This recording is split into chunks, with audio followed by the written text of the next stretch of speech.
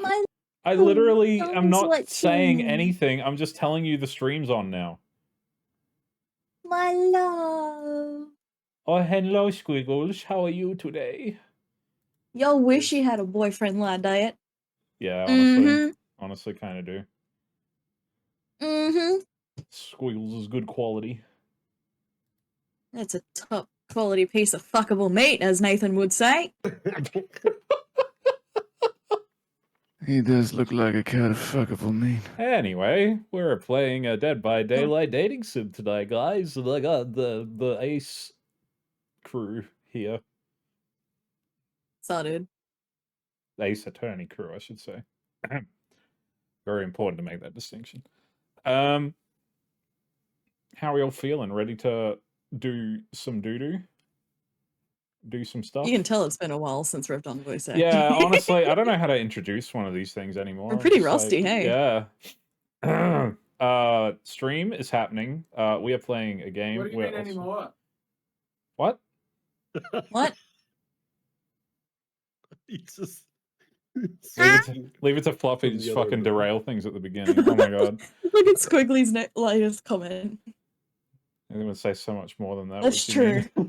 Yeah. You gotta get him to say it in the Godot voice. That's where it really hits some numbers, you know.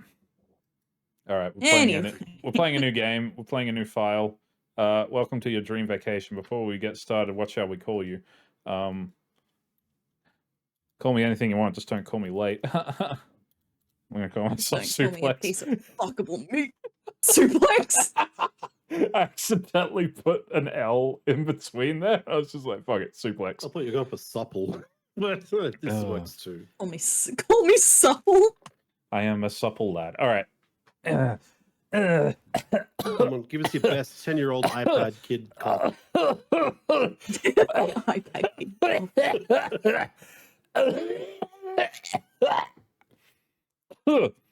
Yeah. You wake up on the beach, soaking wet, salt water stinging the inside of your throat as if you'd nearly drowned. Water falls from your mouth as you open it to gasp for air. You have no memory of how you got here. In fact, you can only remember your own name, but not where you came from, or a single fact about your life. What you do know is that despite the outrageous beauty of the landscape around you, you feel incredibly sick to your stomach. Wow, really went down the wrong pipe, huh? You need a minute, or can I go on? Because I can give you a minute. We've got plenty of time for stuff. Endless time, really. I didn't cast the ocean.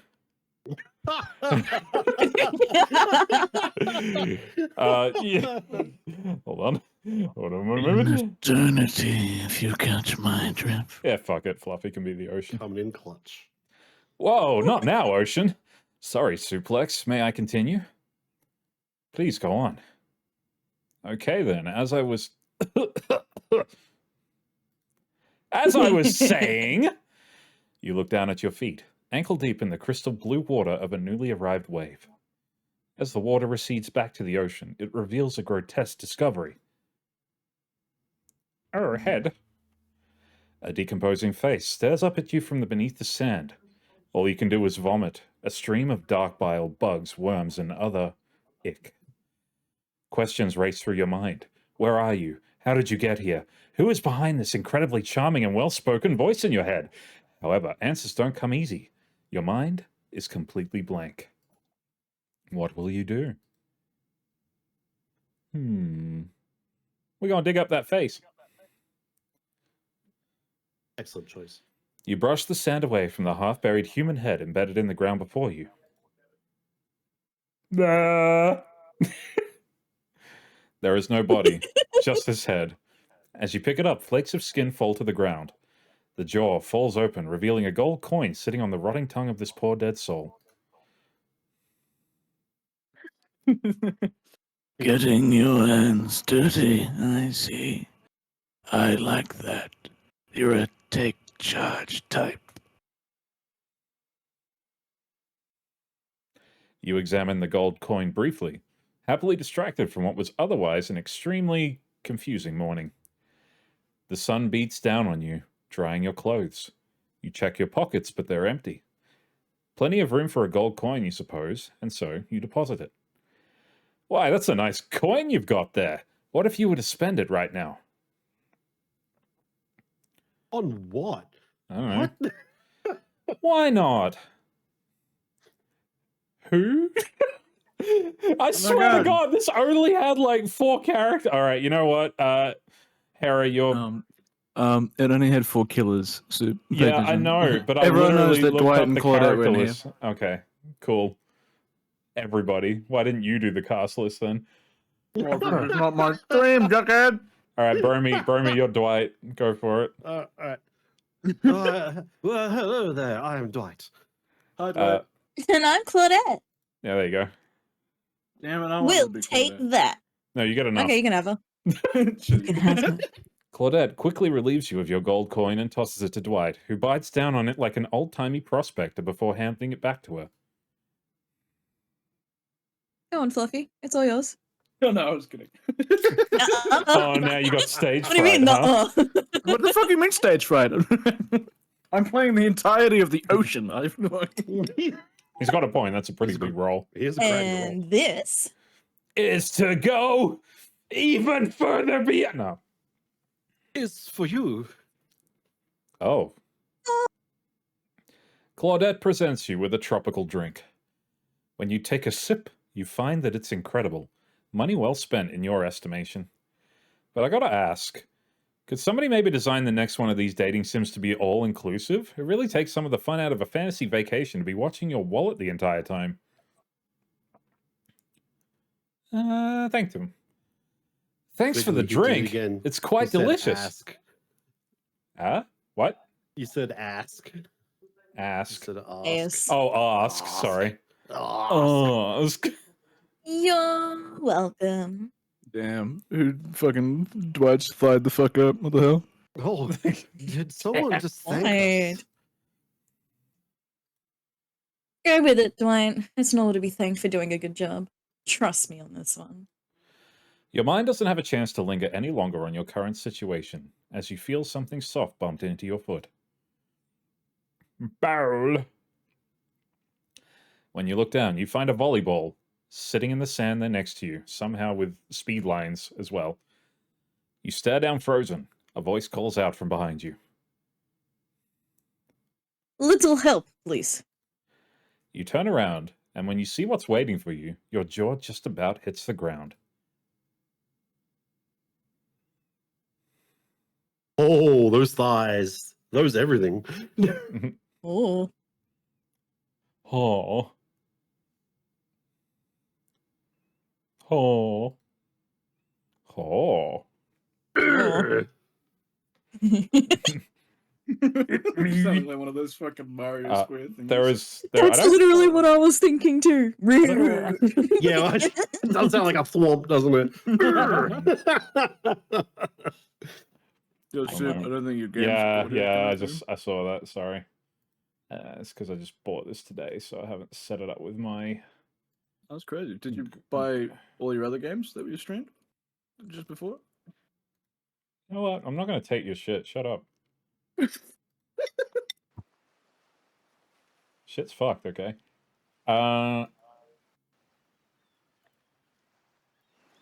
about now? Should be able to hear stuff now. Function, brother. Check it out now. 4 gorgeous monsters stand halfway between you and the well-tended volleyball court. Each of them oozes with undead energy, a magical aura reaching out and penetrating you via your eyes. Your heart begins to race. Curiosity, fear, desire. You can't help but stare at these casually dressed, let's call them killers. I don't know, not to be judgmental, but that's just the energy they put out there. So many competing feelings rush through your mind at once that you're completely paralyzed.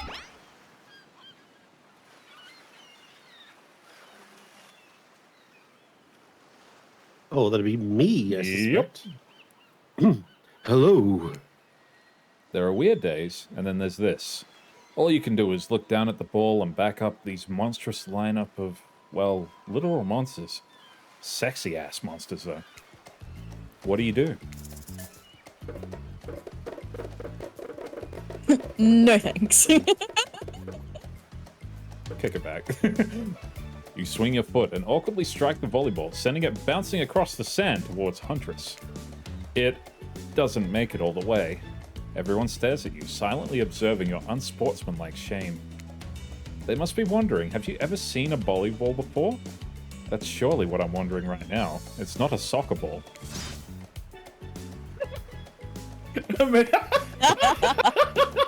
He knows. He's a knower. What a door! He actually tunes in and watches our stream. It's every week. me! Oh my god, the Trapper watches our streams. That's so Oh cool. my god, dude. Trapper in between trials is watching you? That's sick. Yeah. Hey, Trapper. I'm a big fan. You feel so awkward you can barely see straight, but through the haze of your embarrassment, you catch Wraith looking at you from the corner of your eye. Huntress jogs the rest of the way to grab the volleyball, and they all turn and head back to the court. Alone again, you look across the beach at these strange residents who casually bat a volleyball back and forth, happily ignoring your intrusion onto their private beach. Should you be frightened, worried, excited? Did I refer to them as killers? Not to give too much away. But at the same time, damn, they're looking very appealing in their own way, and nobody so much as lifted a blood-soaked finger in your direction. Don't be scared, Suplex. You were made for this. Well, geez, if the spooky ocean voice says not to be scared, I'm sure it's all gonna work out. With no good reason not to, you decide to head over and see what happens next. It seems like you've derailed the volleyball game by just showing up. You derailed the game just by showing up, nitwit. And I guess you're also a nitwit. Look, it's best to just go with what Trapper says when he says it. That's a policy I hold for pretty much anyone who always seems to have fresh blood on their hands. Hey, don't worry about it. It's all just a game. Existence, that is. Besides, you seem a lot more interesting than a silly game. What's your deal? What brings you here? You mean they're here to do more than distract from my total domination?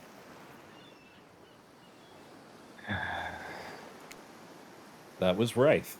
That sigh means he was done with the game too. Either that or he saw a butterfly or something. Look, I don't care why the slack-jawed moron is here. I just want to know, can I kill them or not? You know you can't. At least not yet. Oh, fuck. It skipped something. Oh, yeah. Sorry. Hey, Suplex, you might want to, say something? Actually, never mind. There'll be plenty of time for that soon enough. Right now, this group has some questions for you. But be warned, answer quickly and answer well. This is a timed quiz, and it will be very important later. Oh god, I don't like timed quizzes. Very important. Oh, not important in any way whatsoever. Probably that one. I can't remember.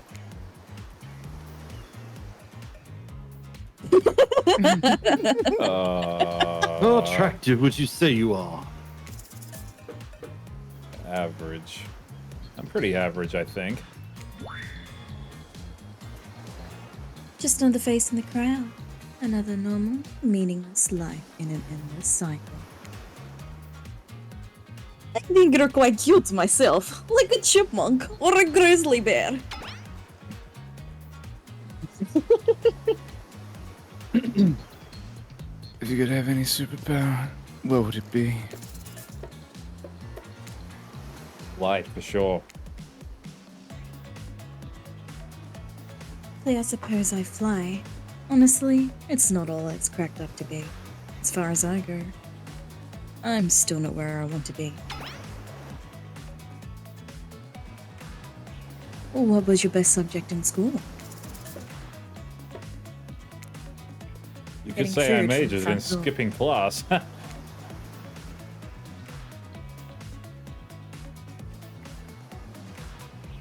Oh, did Hera say she was getting food? Yeah. Okay. Do your best Russian accent, Fluffy. If I had ever gone to school, I'm sure I would have done great in skipping class. I prefer skipping over walking almost always. What's your favorite animal? Cat. Definitely a cat.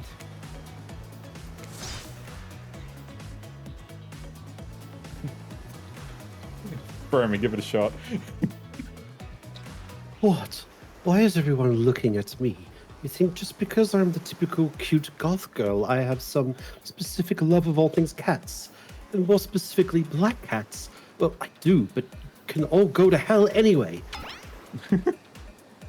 What's your favorite color? Red. Some call it the color of love, but love is just another word for pain. What's your dream job? It'd be pretty amazing to be an astronaut, I think. It's hard to be. What's what I'm gonna do to your ass later? It's hard to imagine being farther away from anyone than floating in space. The cold, angry vastness of nothing forever. Best flavor of ice cream. Chocolate.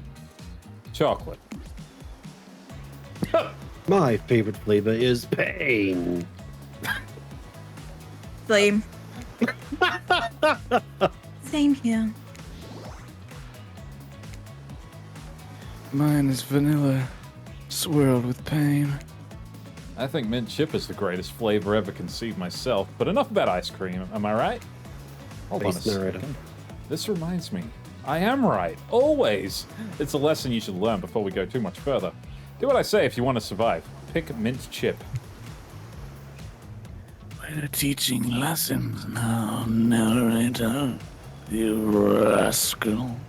Kill or be killed is the rule on this island, even for faceless voices.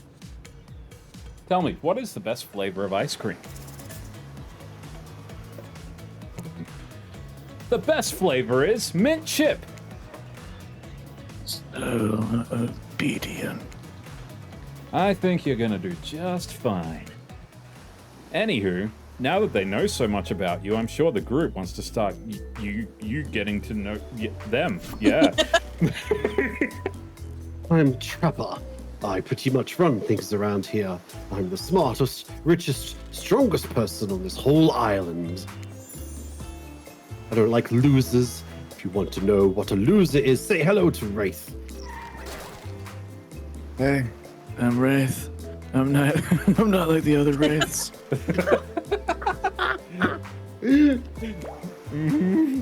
I like nice people and loathe big dumb idiots. Hey, what's up? I'm Spirit. I don't like most things. I don't really hate most things either. It's not worth the time. The things I do hate, I really hate, you know? Based on my personal observations, life is nothing but suffering, and society is a carefully calculated lie to keep everyone subservient to those in power. It's better to choose to just not take part. Jeez, it's like she was downright murdered by society. She hates it so much. Oh no, wait, I'm remembering Spirit's story now, and that's almost exactly what happened. Yeah, that's pretty much what happened. That's kind of sad. Yeah. Hey, I'm Huntress. Don't let these barbers get you down. There's lots of fun to be had on this island, along with lots of love. Yeah, there is. If you know what I mean. Grow up. Grow a body. I've explained this 1,000 times. I'm dead, but I'm not a literal ghost. I just create a trail of fog. I'm not made of it. Whatever, fog body. Loser. That's not nice. He's not nice. You love it. Only sometimes. Really? That's disgusting. That's why she likes it. Don't speak for me. I also hate it. Stop speaking entirely, actually. For the first time ever, I agree with Ray. Let's move on, otherwise they'll do this all day. Besides, if I know this crew, and I do, they'll want to show off soon enough. If we're done playing, let's do something else instead. Well, for once I actually agree with the meathead. I say we go to my yacht. It's the massive boat docked nearby. I'll give everyone a taste of true luxury and power. Wraith rolls his eyes. Don't mind him. He just hates fun and happiness. No, I hate the endless, desperate, soul-crushing pursuit of wealth. The way it's flaunted needlessly, and its cruelty it engenders. What about hanging out by the pool? I find the water calming, simple, beautiful. What about our volleyball game? We can exercise and have some fun as a group? Are you all serious? There's a perfectly good lounge to chill out right here. I'm tired. Besides, I hate being in the sun. Relatable. Where do you want to go?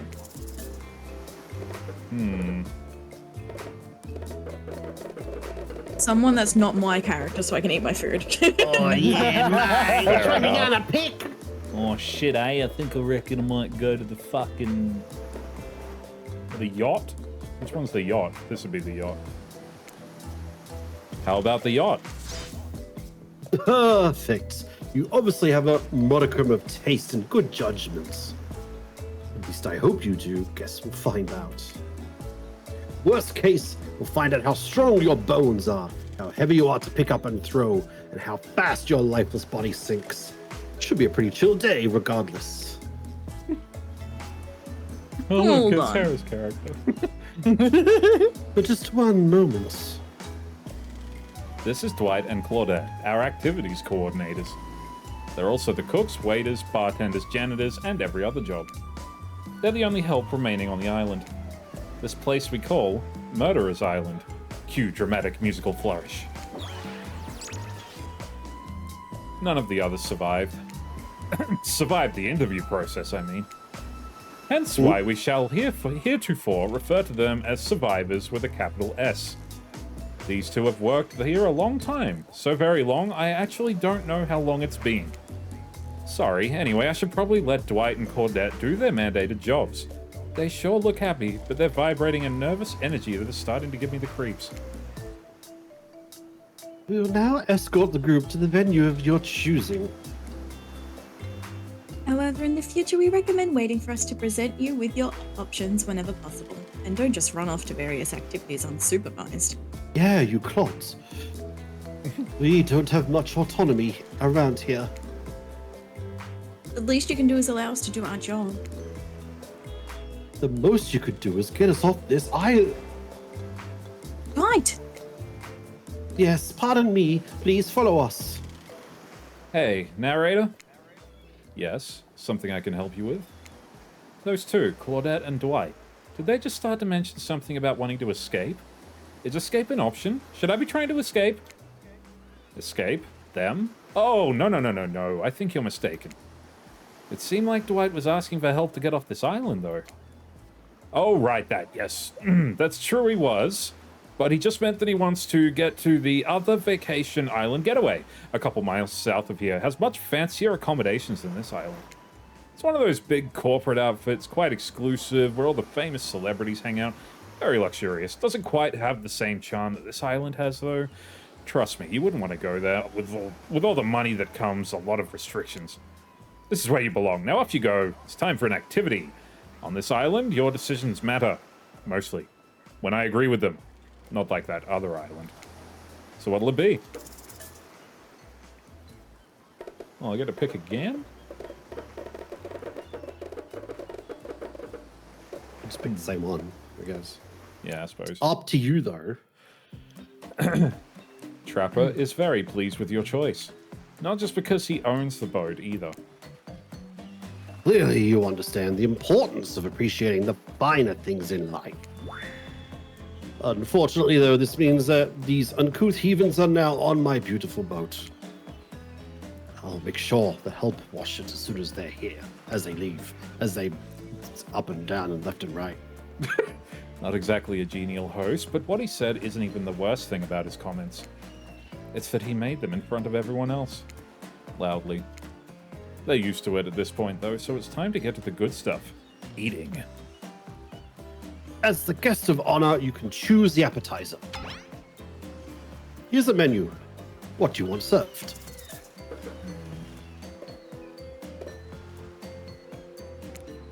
Raw, simple, tasty, maybe even a little risky. It's beef carpaccio all the way for me. Carpaccio. Carpaccio? Yeah, no, there's 7 A's in there, Kara. Carrot. Beef carrots all the way. And I'm sure a group with such particular taste will surely love it. Great choice. It's my favorite. Sometimes it's too cold to start a fire, so you eat what you can. How you can. Gross. Not just meat, but raw meat? Will you be wearing a fur coat throughout the meal too? Bitch, I might. So he's vegan. No, it's far too warm, but maybe some fun little slippers. The survivors arrive with trays of food as everyone stands around and makes conversation. Enjoy. Please, for our sake. They catch Trapper glaring at them for daring to speak directly to you, but Dwight pushes on anyway. Can we get you anything else?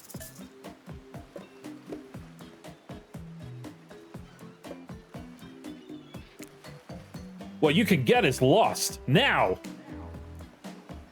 Trapper snickers at your casual abuse of these lowly survivors. I guess when you've got a bunch of giant metal hooks shoved through your skin, you form a special kind of relationship with pain. Oh, that's right, tunnel them. Dwight wipes away a tear. He should have known better than to talk to the likes of you. Now that the help is gone, the killers. You know, killers is a bit harsh. They haven't killed anyone. Today, anyhow. Should we call them suitors or something? I don't know. That lacks a bit of punch. I'm sticking with killers. The killers have begun to hover around you. They each seem to be waiting for a moment alone with you. Except Wraith. He seems to be studying the corner of the room, deftly avoiding any engagement with you at all costs. Who will you allow to steal you away for a quick second?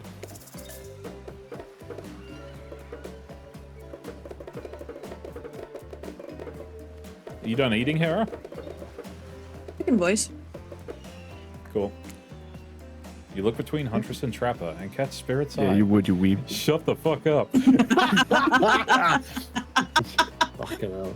She's glowering at you. Once she has seen you, she locks on and floats over without looking away once. Tell me the truth, and I'll always know you're lying. You only chose this yacht so you could get a better look at it. Because you've already planned how to sabotage it. Right? Right? Trust me, just go with it. Of course you are. These big dumb boats are so obscene. They're nothing but floating tributes to the wasteful megalomania of the uber-wealthy. This pleasure barrage belongs on the bottom of the ocean. But not before the obnoxious elites, who believe this kind of lifestyle is righteous, are chained up inside of it. Excellent idea to punish them for their excessiveness. We'll watch as their screams bubble up from their watery grave. Congratulations on getting the full Spirit experience so quickly. Or condolences, either or. Everyone, put down your appetizers. I'm bored, and on my yacht. That's unacceptable. Declan. Yes, sir. Prepare a libation. Something that will impress our new guest. By the looks of them, shouldn't take much. Carla, make sure we've got both boozy and non-alcoholic versions available. Nobody has to drink if they don't want to. I'm a killer, not an asshole. Declan? Carla? I thought their names were Dwight and Claudette. Who the hell are Dwight and Claudette? Hey, Daryl and Christina, you know these two? Maybe they work on that other island. You, Suplex, ready your mouth hole. Well, this guy I'm really coming knows in. how to Oh, Oh no. While undoubtedly crass, he does have a point. A minigame is incoming, and the success or failure of your quest may very well depend on the readiness of your mouth hole. Get it fucking ready. Minigames consist of two parts. On top, a pointer which rotates in a clockwise direction. And on the bottom, a target you're going to be pointing at. Sometimes the target is immediately visible, sometimes it's hidden until the pointer arrives. Press the spacebar to stop the pointer while over the target to win. Fail to land on the target and you will lose. To achieve a perfect success, land on the start of the target area, not the end. Okay, ready to play, or would you like me to repeat that? Is this just doing the generator checks? Yeah, Ready. you're gonna get a skill Yeah. check. Skill check. That's skill so check. fucking funny, holy shit. Away we go! The party never stops! Shots, shots, shots! Hey! Perfect! Good thing. Oh good no. thing- Oh, You missed completely! You missed completely. Aw. You fuck off! Oh, There we you're go. fucked, mate. There we go, got it, perfect. this is just like the time you and me played DVD. Yeah, it is. This whole amnesiac thing is already a lot to take in without also pouring a bunch of drinks on top of it. So it's not unexpected that you didn't perform perfectly. Lucky for you, my desire for perfection is only matched by my enjoyment in watching losers fail publicly. But don't expect luck to get you through this forever. Overwhelmed by the afternoon's activity, you feel yourself spinning out of control. Was it the drinks? The pressure to perform? The rocking of the ship? Smartly, you pound a pitcher of water before everyone goes dark around you. And it turns out a quick nap was just what you needed. When you come to, Dwight and Claudette are somehow already back on shore, waving at the boat. I'm pretty sure that means it's time to head back and leave this yacht behind. What a shame, too. Trapper planned to serve live monkey brains as an entree. Monkey. Seems like the next activity is mealtime? How quaint. You're expecting what? Capture the flag? Do you know how complicated it is to run a game like that? Much more so than sitting and talking. You arrive at the cookout area to find an assortment of picnic tables scattered around. What are you expecting? Some kind of grand hall with a huge banquet table? This ain't some kind of prestigious fantasy epic like you find on cable. Dwight and Claudette usher you to your seat. There's very limited seating directly around you. And oh, great, terrific. Seems that everyone wants to sit next to you. Even better is that they don't want to sit next to certain other people either. To start, no one wants to sit next to Trapper. Meanwhile, he refuses to sit next to Wraith or Trickster. Who the fuck is that? Oh my god, Oh. it's Trickster. Oh my god, it's Trickster. Oh yeah, Trickster's here. Surprise? Well, they don't call him Expecster, do they? I'm sorry. Even I get nervous around crowds of killers, and my whole stick gets a little flustered. Bromy, do it. Hey there. You're looking good, Suplex. Real good. And we literally can't let Huntress and Trapper sit together. No, seriously, their arms are too big. They can't fit at the table if they sit side by side. Look at Nice. this. We can't even fit everyone on screen at the same time. You probably think it was an error, but it's not. It was completely intentional. Let that be a lesson to you. Every error you think you see is a choice. Got that? Okay. Dwight and Claudette are directing traffic. You sit on one side. The rest of them will sit opposite to you. Huntress and Trapper can sit at their ends with their enormous, sexy arms. Now that everyone is seated, we can begin dinner.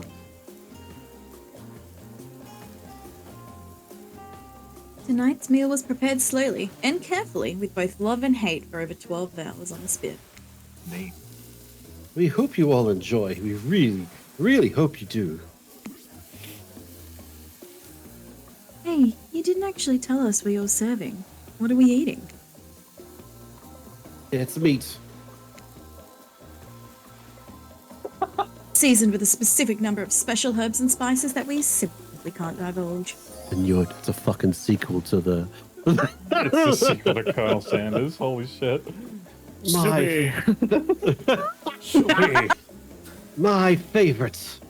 I respect you enough to bang you, but not open a business with you. See ya. Meat is good. Meat is murder. Which, considering what you've been up to, who are you to get judgy now? I'm just sharing facts. And you need to murder something to eat its meat. So that's like technically true. Technically true is the best kind of true. Okay, enough yapping. Let's eat. Hey, Suplex, you thinking what I'm thinking? It's gonna be a person on that spit, right? Or several parts of overlapping people, perhaps. I haven't seen many pigs wearing palm tree button-down prints, you know? When you look closely at the spit, you spot what definitely appears to be straps of fabric sandwiched in between layers of meat. I think I might be sick. Is there anything else to eat? This took 12 hours. And we did literally everything on this island. Actually, there's one thing you're not doing today. You're carving up this delectable meal. Well, he's right for a change. Because I am with my broiled eggs. It's the perfect tool for easy chopping. Anything in plane. I just lost words and accent that entire time. First, who says twain? Sometimes I swear it's like we're all from completely different historical eras. Second, I'll handle this with my cleaver. Fast, powerful, and clean. At least it's clean when the meat is cooked. No blood. Ugh, you two and your ridiculous bicep swinging contest. Enough, grow up. Obviously, my gorgeous katana is the only option. Oh, The hell it is. oh, I'll show you both my katana and I'll send you to actual hell if you'd like. Please stop, please. I hate it when we fight. Or talk. Or even when we look each other in the eye. I can do it. I have the skill of Azeroth. Great, instead of slicing it up, you can club it to the second death. Hey, Suplex, I know this isn't what you wanted to eat, but hurry up and volunteer to carve it up dinner. Oh my god, it's PewDiePie. Otherwise, this will go on for hours. No hyperbole, once they argued over who had the most effective weapons for 72 straight hours. And it doesn't matter which one does, when they're done, they'll take even longer cleaning their weapon, all while explaining the value in maintaining your tools. Despite being a bunch of cold-blooded killers, for some reason they're always terrified of tetanus. Why don't you just let me carve up dinner? Splendid idea. We'd hate for it to get cold. He hated when it got cold. Here's a machete, freshly sharpened. Minigames consists of two parts. On top, a pointer, which rotates in a clock. On the bottom, a target to be pointing at. Sometimes it's immediately press the stairs, bar, flail, and win, lose. Achieve perfect, not end. Ready to play, or would repeat. Ready. Ready. Away we go. Slice. Perfect. Perfect. Oh, yeah, cut that fucking meat up. Perfect. Fuck. You missed completely. Not bad. Right. Whoa.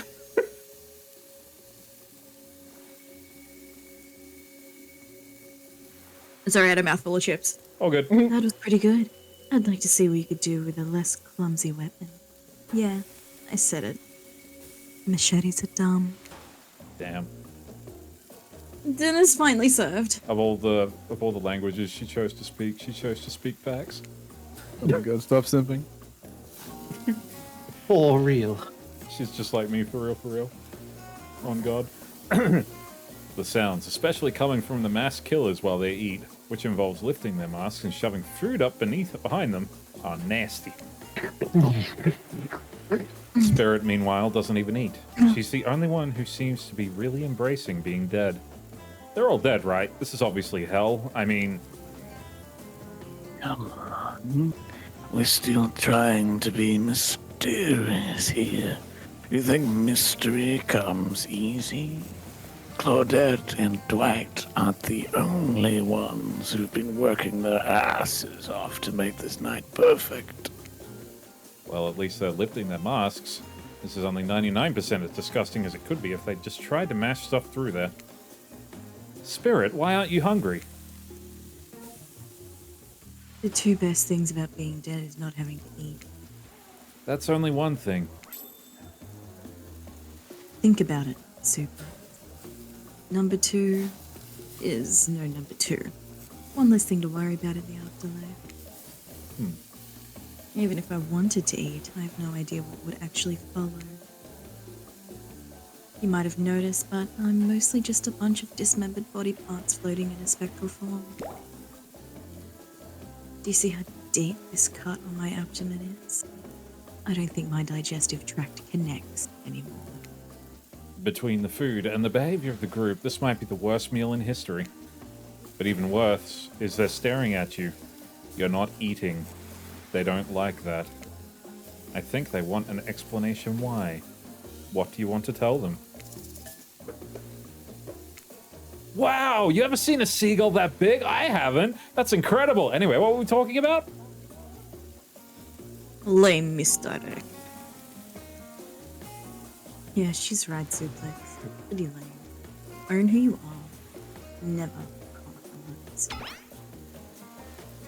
Didn't you wash up on this island with no memory of who you are and how you got here? Yes, you did. Poor thing.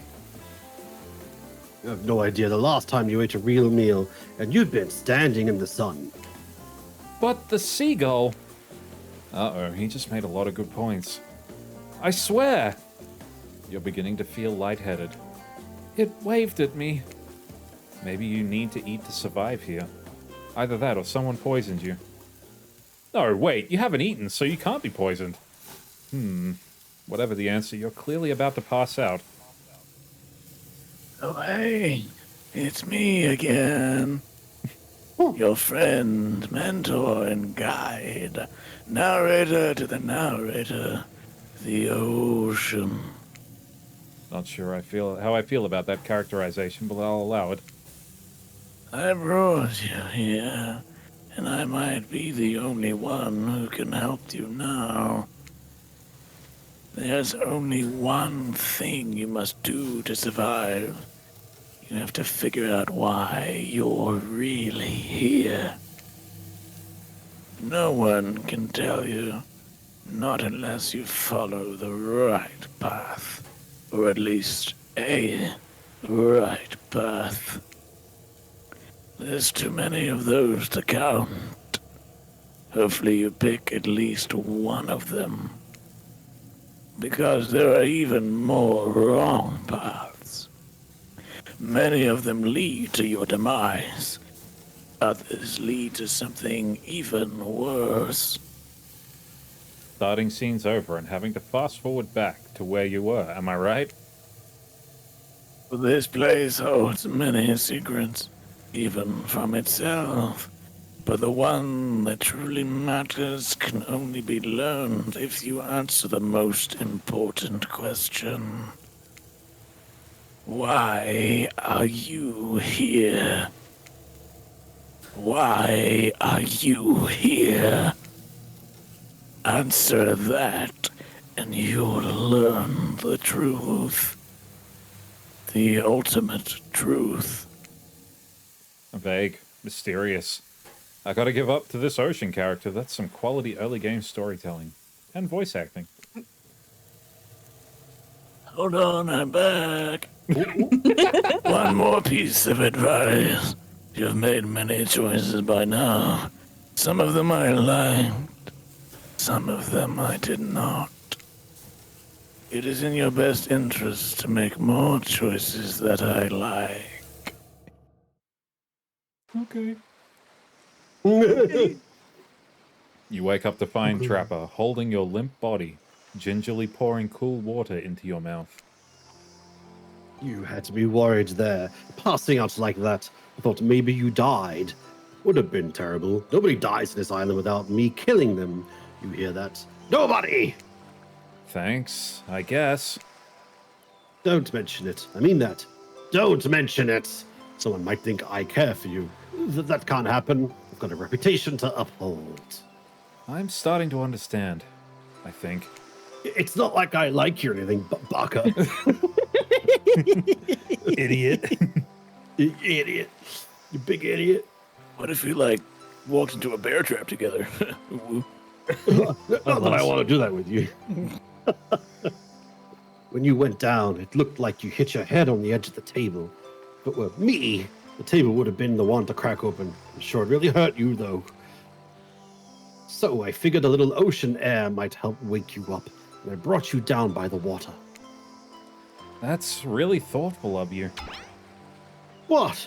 A magnificently muscular, wealthy, artistically gifted Adonis can't also be thoughtful? Don't answer, because it's obvious. Adonis was a pussy, killed by a boar. Get out of here with that fucking garbage. I do find myself in an unusual position, though. Despite the overwhelming probability that I'll eventually find myself standing over your lifeless corpse, I don't want you dead just yet. So I'm here to talk to you like a regular human person. And right now, I'm worried that I might be coming off a bit too forceful. I know my mere presence can be intimidating. But I don't want you to get the wrong impression about me or how I feel about you. So I'll just put it out there. I might possibly like you. I can't say that about everyone, or really anyone else on this island. There's something different about you. You aren't like the others, so henceforth, I think it's time I shared something with you that I haven't shared with anyone in a long time. It's a big part of who I am, and I think you're ready for it. You watch as Trapper reaches into his singlet and pulls out some sort of rolled up scroll of paper. He grips it firmly in his hand. It's one of my sketches. I don't know if you know this, but I love to draw. The arts have always been a passion of mine. Would you like to see it? Yes, I'd love to. I'm so excited you're ready to share this with me. Trapper does not unroll the paper and show it to you. He simply stares at you and watches your smile soften and fade. And the longer he stares at you, he seems to get. What an interesting response. Thanks, I hope. Trapper looks at you. Piercing look, even through a mask. He smirks, but it's not clear why. Then he turns and leaves. Just as things are really heating up, you hear a flurry of footsteps behind you, and you quickly spin around to fend off whatever new danger has popped up on this strange island. Only to find that it's Dwight and Claudette sprinting across the beach, clipboards in hand, which they're waving in the air above their heads. It's very important that we stick to the itinerary. And attend each event as scheduled. Playing sick for cute flirt points was not a part of this evening's activities. That's strictly slotted in for after campfire story time. And at this rate, we'll be late. Playing sick? No, I was... No time for excuses. Well, there is, but that's scheduled for after what comes after the flirt. Go, go, go, go! Once everyone has gathered at the fire pit, Dwight and Claudette quickly make an announcement. We're not going to blame anyone in particular. But someone, and we're not going to say who, so don't worry, you hasn't been sticking to the schedule. That means we're behind on time for evening activities. And we'll only have time for one person to share their special spooky nighttime story. Just one story, but story time is my favorite activity. This is a narrative-heavy experience. You're telling us that only one person gets to share. How will we decide who? Oh great, we'll have to decide as a group. That never goes well. Whoever did this, step up now. I swear I won't be angry. I'll merely chop your head clean off. No fuss, no muss. Voice trembling, you realize this is probably it for you, but you embrace your fate. Sorry, everyone. I think they're talking about me. To be honest, I still don't understand how this whole schedule thing works. I guess I lost track of time while I was passed out? Been there before, even though it was taking some pressure off of me, which is an absolute dream come true. Is it really fair to pick on the newbie? Seriously? Has anything here ever happened on schedule? Even once? Damn it, Donald, if you try and flex that authority gimmick one more time, so help me, I'll snap your head off so quick, and then I'll drown you in his blood, Cynthia. Fuss and muss are back on. You two know I love to hack, slash, and slice. We all know you love to kill. That's almost all you talk about. Nobody named any names. Who even knows any names? Us. I renounce my name. Who's Donald? Who's Dwight? Who even knows anymore? Call me nobody. They actually changed his name to Nobody. Still gotta get started on story time, so... Suplex, who do you think should go? Oh, damn it, that's a name. Please pick somebody quickly so that this tropical vacation doesn't turn into a bloodbath. Bloodbath. I choose you, Huntress!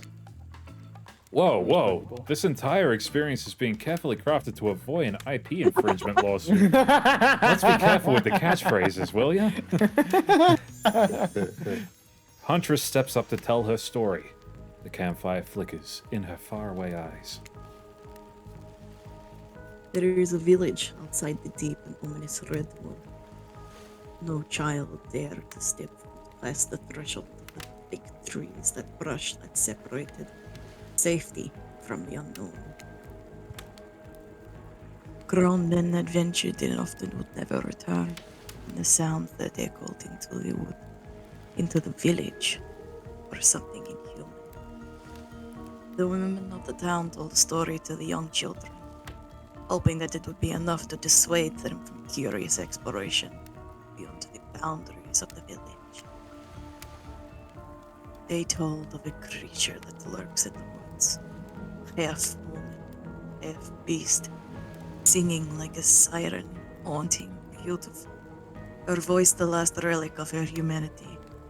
It lulls all who peer into her domain, and not precocious child nor fierce soldier can escape once you are in her clutches.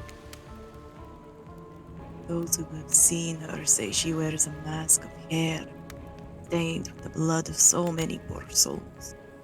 The hatchet she wields has been brought down brutally on the skull of many unsuspecting hunter. The nightmare does not end there. Oh, what's a hungry beast to do in the frigid winters with nothing but hunter meat to live off? It is said that the huntress, as the villagers called her, couldn't bring herself to kill the young girls she came across in the forest. Instead, they'd suffer an even worse fate. Longing for a child of her own, she'd bring them back to her secluded cabin to keep them safe. She'd wrap a tight cord of rope around their necks and affix them to the wall. That way they'd be warm. That way they'd be out of harm's way. The huntress would even bring the girls presents. Toys she'd pilfered from the other bodies, masks she'd fashioned out of things from the cottage, and little dolls made of grass and twigs. But these toys did nothing to quell the children's fear. Within days, the girls would waste away from starvation, dehydration. For all her good intentions, the huntress had never learned how to care for a human child. You see a tear creep down from underneath Huntress's mask. Suddenly, the most beautiful singing voice you've ever heard fills the air. Sleep, my darling tiny one, locked within your bed so tight. Else the old grey wolf will come and grab you by your side. There's a brief moment of silence, and you feel the need to contribute to this stirring moment. Well done. That was really well done. He'll snatch you up between his teeth, if on the bed's edge you sleep, and drag you to the forest deep, beneath the quaking tree. Huntress can't believe you know this song. You share an intimate glance across the campfire. So close your eyes and fall asleep. Count the little woolly sheep. Tucked so tightly you must keep, for he will come for you. The song ends, and you both met with silence around the campfire. I love that song. Bayou Bayushka, the old Soviet lullaby, right?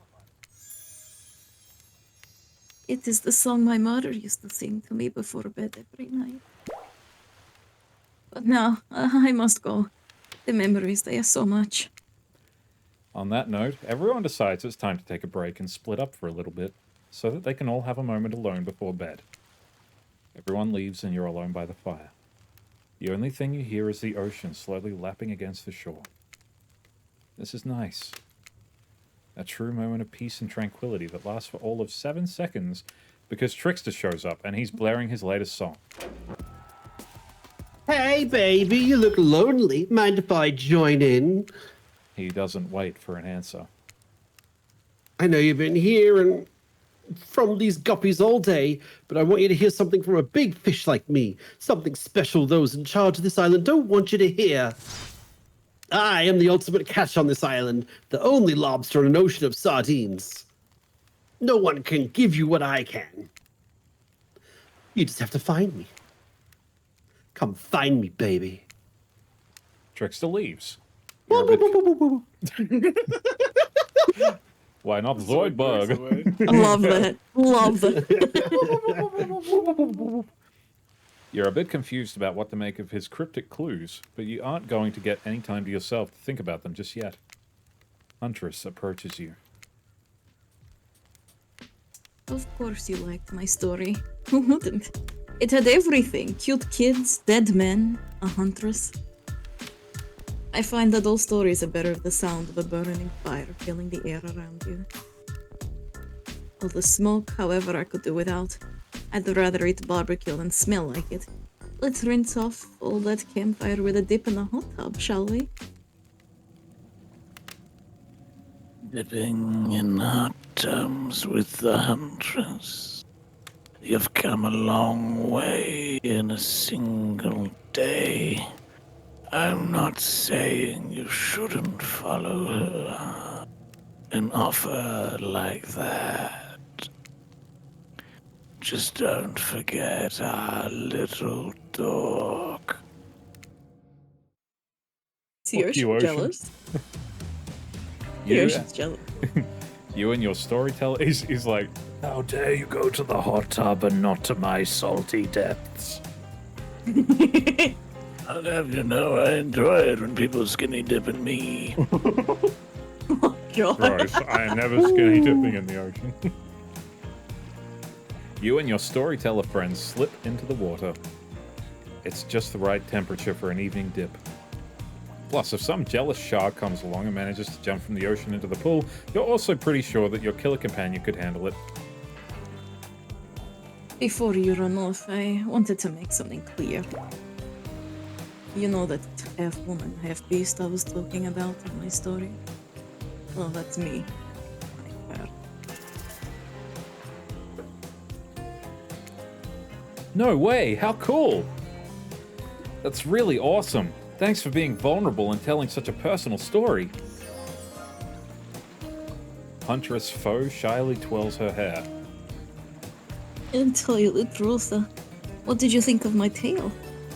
Do I have the makings of a best-selling author such as a comedic mastermind, Dostoevsky? It was a really well-told narrative. Clear beginning, middle, and end. Riveted from the start. Plus the woman in the forest. I mean, you are clearly not a true villain. You are just a traumatized child.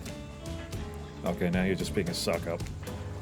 Huntress's eyes leer at you from behind her mask. She's had her time in the spotlight and is playing coy now. You chuckle awkwardly at Huntress's statement of the obvious. Why are you laughing? I can't help but giggle when I'm both about to die and also maybe falling in love. You can't believe how awkward this intimidating woman seems right now. It's actually pretty endearing. You notice the temperature has dropped significantly despite your steamy company. It's a little chilly and your bare shoulders must be freezing. Let's head back to the fire and put me to bed, eh? What?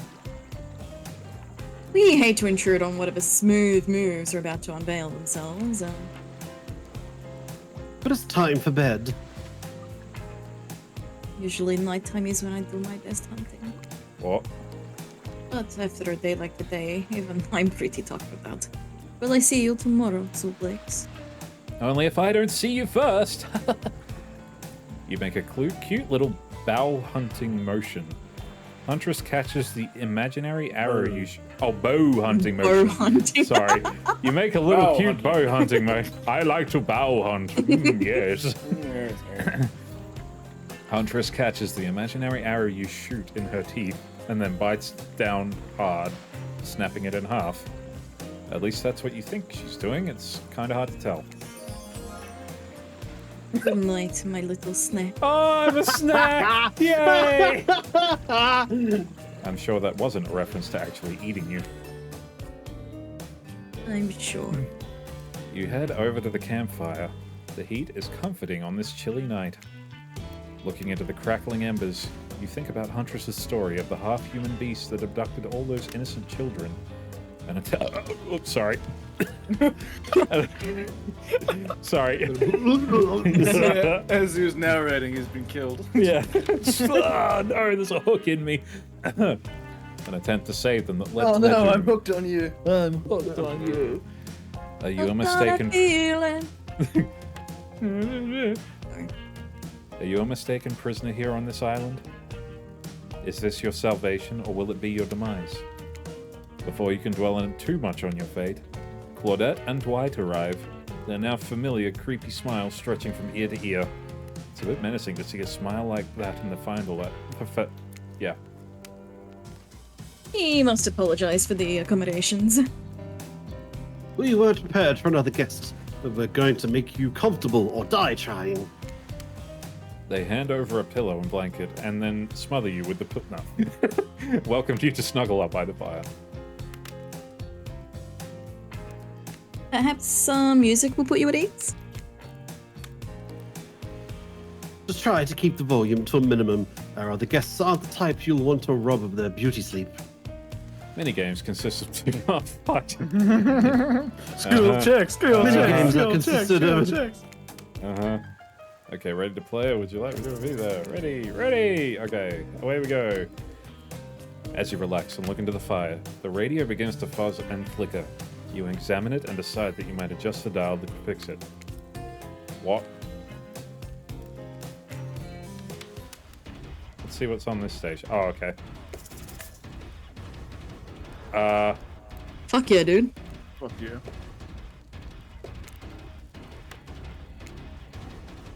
Let's see what's on this station.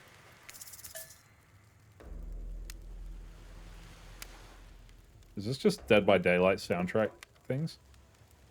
No. Oh. Let's talk about our community. For us, it means What? It's a div! it's you and everybody else either playing the game or talking about the game or creating content. It's the game director. What the fuck? That's awesome. Did they just like fucking take the sound from one of their dev streams? That's amazing. I think they did. That's so good. Dead by Daylight, this amazingly rich and passionate environment. It means groups of people. All right, that's enough. No matter how many things you listen to, you still can't sleep. You decide to ask one of the killers to spend a little more time with you until you're sleepier. Who would you like to summon by your side as you lay by the fire? Let's go with Wraith. Wraith, are you around? I was wondering if I could get a little company.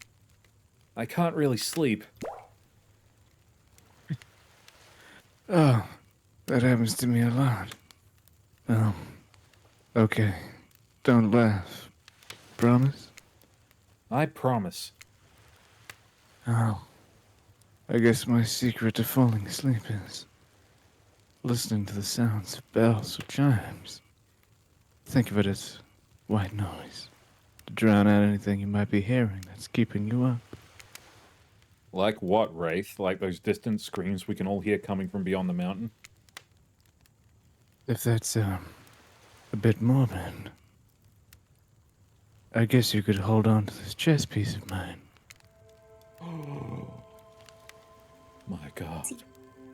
It's a knight. They're brave, like I wish I were. And the horsey is cute. You finally start to feel sleepy. Except maybe this isn't really a sleepy feeling. Maybe you're paralyzed. You try to keep your eyes open, but you can't. Darkness overtakes you. The dark voice from earlier speaks to you again. It shouldn't still be as spooky. By now, you've had a whole day of strange voices in your head. But this one is still undeniably odd. Had a good time on the private yacht today, huh? That comforting, rocking sensation. That was all me. Oh yeah, you're welcome. You awake suddenly to see someone looming over you. Trapper is sitting beside you, sketching a portrait. Oh, you're awake. I saw you with the Wraith right before bedtime. Should know they're not what they seem. Not like me, who is obviously completely honest and trustworthy. I was out checking to make sure you weren't sleeping near one of my... Actually, never mind. Just be careful where you sit. But since I'm here, I'd like to share two things with you. One, I do not take rejection well. Two, the first thing is very important to remember. Oh, red flags, Same bro, red brother. flags. Were you drawing me like one of your little French survivors? The trapper doesn't answer. You aren't drawing stink lines radiating out from me, are you? Still nothing from Trapper. Look, I'm not an easy guy to get along with, but I am an easy guy to spend time with. That will make sense if you choose to spend time with me tomorrow. The rest of the scum live like rats. They would know good time if I bit them on the ass. If I bit them on the ass. I mean that literally. Point is, if you select me, you're in for a day of luxury, extravagance, and fun. Yes, I said fun. And if I don't pick you? Remember what I said earlier, or it might be the last thing you ever forget. And hey, you look tired. Get some rest. Sleep. Maybe even sleep well if you can. Just try not to roll over to the about 15 feet to your left. Finally, Oh alone. God, is that a bear trap? Finally alone, for real this time. Maybe. You drift off to sleep again. Hopefully you're not poisoned. Yeah, that would suck. I don't want to be poisoned. Wait a second. Where are we? Oh, this isn't... Oh, geez. It is.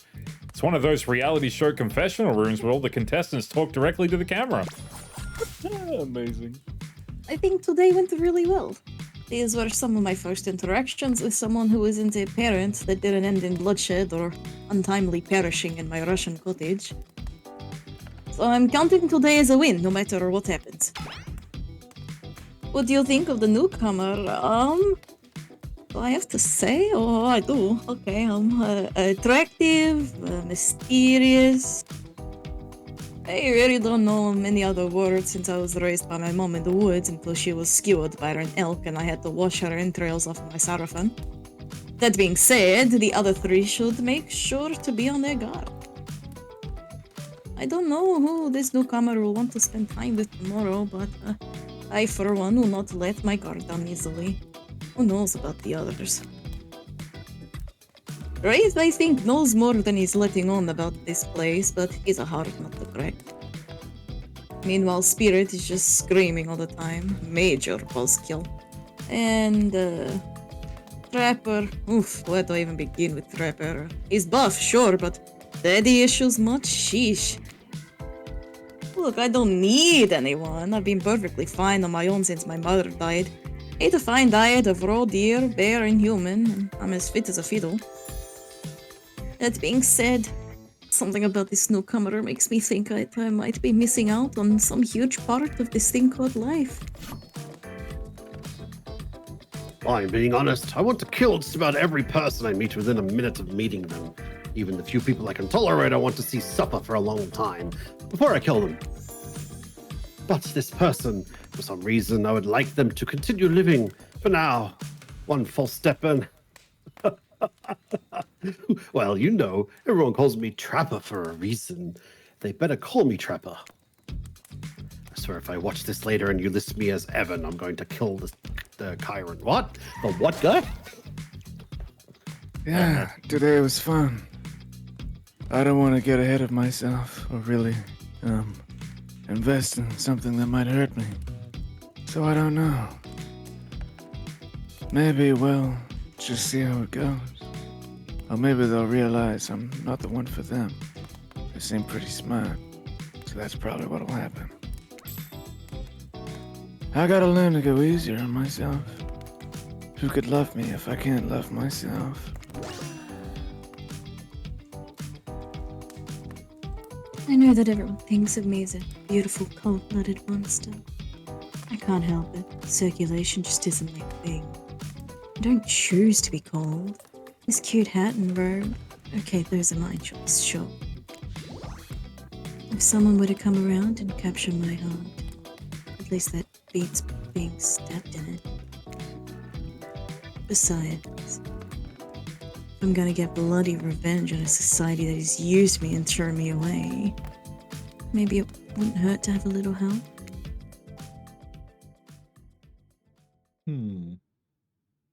Who are you simping for already, guys? Leave your comments in chat. Oh, I think that Trapper guy's pretty cool. As if you could resist pure Russian perfection. Huntress is pretty based. Huntress is pretty based. Huntress is pretty best. Huntress is pretty based. Yes. Sorry, I'll be back in just a second. Okay.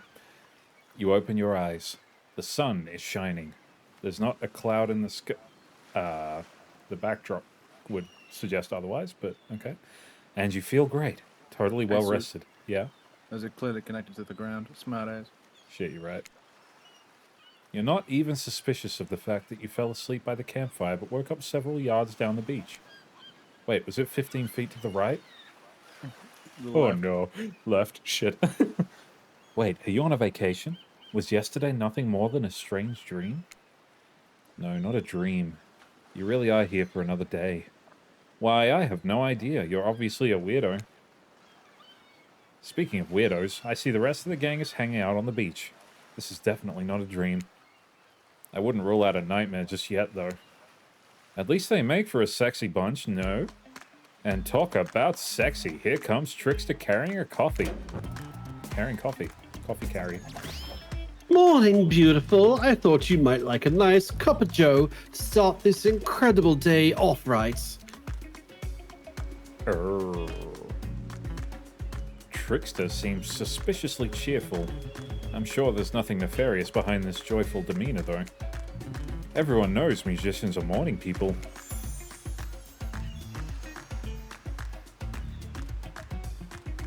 I also want to wish you luck. Today is an important one. My only regret is that I won't be a bigger part of it. Budgeting issues. Also, I'm swamped with engagements, especially on the other island. Trickster winks at you. If you want to ask... Ooh. If you want to ask him how to reach the other island, now is the Never mind, he left. Goodbye. Well, at least he brought me a cup of... No, wait, don't drink that! What the hell was that? They don't call him Trickster because he's good on a skateboard. And he definitely didn't get that name because he brings people drinks so they can have a good morning. That was almost certainly not coffee, and I don't want anyone casually poisoning, imprisoning, and torturing you. Yet. This is supposed to be a tropical paradise. The type of place you give a 5 out of 5, 10 out of 10, 2 thumbs up to review to. Not an eternal prison of pain. And please make sure to leave a review. It really helps with the algorithms. Just trust me, I'm looking out for you. So can we please move on? Hey, wait a second. How did a possibly omniscient, possibly unreliable narrator physically just knock that coffee out of your hand? This is not Parliament, and the floor does not recognize the ocean to speak out of turn at this moment. I need no recognition, for I am the ocean. I dominate the land. I submerge those who defy me and become their watery grave. Actually, speaking of graves, I would like to say something. Something of grave importance. Fine, go ahead. Even if this place is an eternal prison of pain, and I'm not saying it is, even a place of extreme horror can still receive a 5 out of 5, 10 out of 10 thumbs up review. If it was crafted with love, or that's the thing, type of thing you're into. I don't know. I'm just the ocean. You know, the ocean is right. A lot of hard work goes into a place like this. You should really judge it on the artist's intent, and wherever possible, start from the mindset of giving them the benefit of the doubt. Constructing these elaborate simulations, vacations, is not easy to do. Sometimes there are small bugs or inconsistencies, but that's just the nature of the process. Perfection is overrated. The universe is filled with mysteries.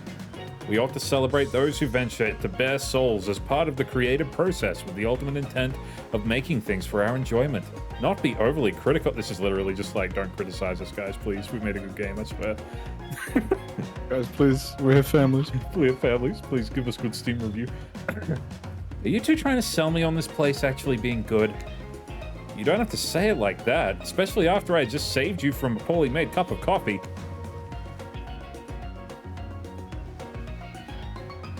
Sorry, we should have been here 5 minutes ago.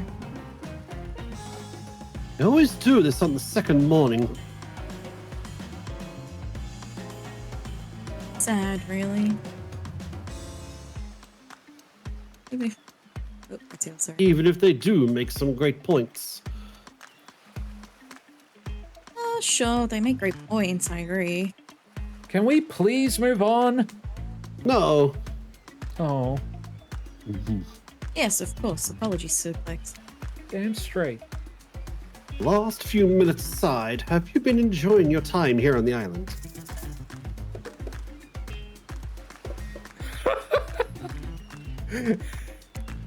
Yes, I'm not at all suspicious that there's no option here. What an encouraging response.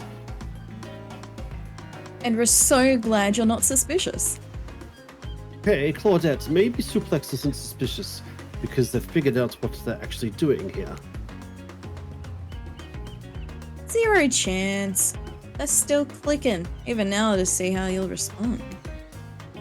Hey, look at that. Yeah, they don't know anything. It doesn't matter though, Suplex. We're so happy to hear you're having fun. I didn't say I was having fun. We're all having fun, Suplex. Do you hear us? We're all having fun. We do need to ask you one more question, though. We all had to sign away our rights to say anything negative about this place.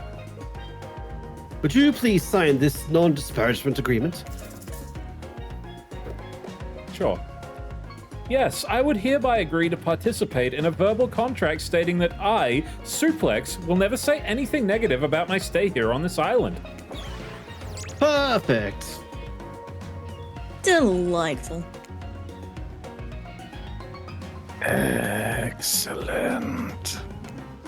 Yes, yes, Hey, Suplex, is it totally cool if you have constructive feedback? The place to leave that is a positive review, because we all know that nobody reads negative review because of games resorts like this. Anyway, I see Dwight and Claudette have gone into a trance, and with all the grumbling I hear from your belly, that can mean only one thing. Breakfast. Breakfast. Breakfast. Claudette's tits are so pointy. Yeah. One There's a point in polygon. They're like little Lara Croft polygons. She was about to say, yeah, she's about to go raid some tombs. Perfect timing. Everyone rolls into the dining area to lard up those sexy little bellies with pancakes and bacon and... So much for maintaining these beach bods. We're all half naked in a tropical paradise. Can we get some strawberries here? A yogurt? Magic powers will only get you so far. Even killers watch their sodium intake. You take your plate and sit down, thinking about yesterday and the whirlwind of feelings you've experienced. Danger, dread, disorientation. It was like going through puberty again, except all in one day on a beautiful, mysterious island. Looks like you're not the only one doing some introspection, though. Trapper stands up to talk about how his day went, in case anyone actually gave a fuck. Personally, I didn't. Everyone, listen to me. I'm the most important character in this game. I'm the protagonist. I'll be honest, I didn't expect you to survive yesterday, so congrats, I guess. Whether you survive today is 50-50 at best. Good luck. Oh man, I'm out of the tutorial. Well, that was bizarre. Back to your breakfast. Nope. Now Huntress steps up to talk about her feelings. At this point, anything could happen. I'm open to all the possibilities that this strange island has in store. How open-minded. Oh well, that must surely be it. No one would weirdly stand up during breakfast to... And just like that, here comes Spirit. Did everyone sleep well? I did. Should I say I did not? I haven't slept in 20 years on account of the whole burning quest for familiar revenge thing. And last night was no different. So in that case, it was exactly how it should be. Got a lot of reading done though. Now if you don't mind, I'm gonna go back to quietly resenting being trapped here with you all, while looking cute doing so. Pop off, Queen Slay. Guessing Wraith has had enough time to work up the courage to speak in front of the group. Ah, perfect. Here he is. Take us home, Wraith. Country road. Take me home. Oh, hey. That was fun yesterday. Huh? Yeah, I mean, not like too much fun. That would be weird. But like a good amount of fun. And now they're all looking at you expectantly. Wait, are you supposed to stand up and explain how yesterday made you feel? I think I need to process everything by myself. I'll see you all soon. Damn, what a power play. Keep them waiting more. You're getting good at this game. Sexy true-to-life experience. Shame you didn't get to eat any breakfast, but so be it. I want breakfast. After breakfast, you head to the hot tub by yourself to clear your head. Yesterday was, in short, a lot. Oh, sorry. Before you get there, though, something catches your attention. You hear that? Who are you addressing? Me? Well, yeah, I guess. Is that okay, right? You know, I might be pursuing a relationship with one of these 4 fine killers, but it feels like the person I'm getting to know the most is you, narrator. It's only okay in so much as it serves to illustrate that you've lost your mind, seeing as how I'm not real at all. Yeah, I heard it this time. I think it's coming from behind the pool shed. Oh my god. No, stick it in there. A little more. A little more. Oh, yeah, that's it. Yes. How does that feel? Intense. Nice. Yeah, that feels right. This is uncomfortable. Now I want you to take that and put it right. Yeah, you know what I'm talking about. Just like that. Exactly like that. I swear I had no idea these two even do, whatever it is they're doing. I'm afraid to look. Please say something so they know you're close by and can hear everything. Oh, wow! Look at this super cool bottle of Trickster brand suntan lotion someone left on a chair. Anyone know where I can buy some? Damn it! Oh, come on, a little privacy, please. Dwight is panting, and Claudette has a crazed look in her eyes. Sorry, I didn't know how else to let you know I was here, and that I could hear you, well, you know. No, what? What did you think we were doing? You were doing... I don't know exactly what you were doing, but it sounded like, fun? You think two people trying to find new ways to kill each other in a desperate search to make their own death permanent is fun? Oops. We get 5 minutes to ourselves every day. We spend it hoping if we stab each other in just the right spot, we won't get resurrected. Come to believe that the key is finding the exact place we need to bleed out from. And I believe that place is in our appendix. Why else would it be there? Makes sense to me. Did you actually think that we were me and him? Why?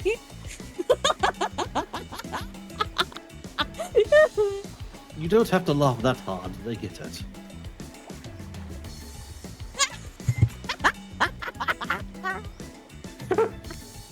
Yeah, fair. My life is a nightmare, and yet somehow it never been worse than right now. Let's go, lover boy. I know all our entry wounds. And now 5 minutes is up anyway. Good luck, Suplex. You're gonna need it. And hey, if you figure out how to escape this island, please make sure your ghost tells us how. That was both a tragedy and a comedy. A cragmedy. Shut up, I like it. Anyway, where were we? Oh yeah! You're heading to the hot tub by yourself to clear your head. Yesterday was, in short, a lot. So far, today has been exhausting too. But you're dedicated to achieving a true, centered sense of calm. No drama, no bullshit, just soaking up in this heated pool. Today you're on a date with you. I like that. I want to be on a date with me. Who would make the first move? I'd wave at you first and then you'd wave back. Get it? Aside from that disturbing thought, all is going to plan until a shadow blocks your precious sun. Spiky tipped like a palm tree is bending over to screw with you. But it's no tree at all. It's... Hey, babe. Breakfast was weird, huh? Everyone was just getting up and announcing how they're feeling. What's that about? Some forced kind of check-in with the group? I don't like it. Fishy, kind of lazy. Whatever though, breakfast is dumb. No one should eat before noon or after 4 p.m. Yeah, I do intermittent fasting. You see my abs, by the way? Maybe you can see them later at my private stage on the other island.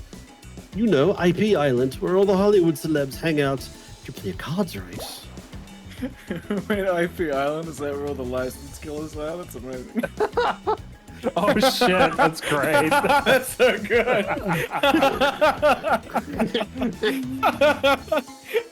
Damn, I was hoping Albert Wesker would show up, but I guess he must be on IP Island. He's on the IP Island, bro. He's chilling over there with Nemesis. I could give you a private show. Catch you around. His abs are pretty amazing, you gotta give him that. And the blow-up bat? Threatening but adorable. Makes for an interesting silhouette. Genius design. He's a psychopath, just like the rest of them. You don't gotta give him anything. And we're not best friends just because we had a little talk about doing a little talking. It's not an open invitation to do a smashing fourth wall every 5 seconds. Okay, now that guy is gone and we've got some ground rules established and that we're definitely going to abide by, it's it's time to lay back, take in some deep, slow breaths, and... Nope, another shadow. These people will not leave you alone. Let's see who it is this time. Ah, yes, Huntress. That makes sense. You two have gotten pretty cozy. We should get out of here. I know a place that is quiet and out of the way. No one will be able to hunt us. I mean, hear us there. Doesn't that sound intriguing? But immediately a flood of worry floods your brain. Should you pack a picnic, bring your swimsuit, a pocket knife? You decide to bring as much as you can. You may have to make a run for it at some point, and you should be prepared. But of course, you washed up on this island with nothing but the clothes on your back, so you've got nothing to gather. Are you really ready for this? I mean, they call her the Huntress, not the Hugstress. You look up at this towering goddess, trying to form a sentence when suddenly, before you can decide if you want to go off with her, the Trapper interjects. I demand that you reconsider. Why settle for a bunny with a hatchet when you can have everything you've ever wanted? Tough choice. You weigh your options quickly because you can only go on one date today, and you also don't want to be hacked to pieces for saying the wrong thing. It's always good to remember that these are all cold-blooded killers. But you know what they say, when life gives you lemons, you make lemonade. And then die a horrible, retching, writhing death after drinking it because the lemons were poisoned all along. Sorry, the silence really got me tilted. So who will it be? Bunny with a hatchet. Bunny with a hatchet. Yeah. I gotta go with Huntress.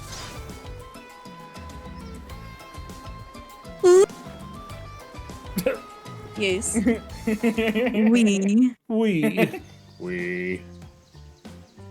You and Huntress make your way to the secluded beach house.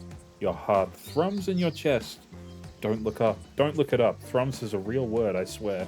Are those nerves of excitement or terror? Isn't it fun to mix the sexy and the horrifying? Huntress is as quiet as a mouse as she guides you through the island forest. You struggle to keep up with her. She moves like a jungle cat, all muscle, and silent leaps across a thorny bush. She halts suddenly and you crash into her, having been desperately trying to keep up. You follow her gaze and realize you've arrived. A cabin in the woods. Obligatory in nearly all horror films and stories. And you've come here willingly with a fearsome killer. Great job. The cabin is cozy, but something seems off about it.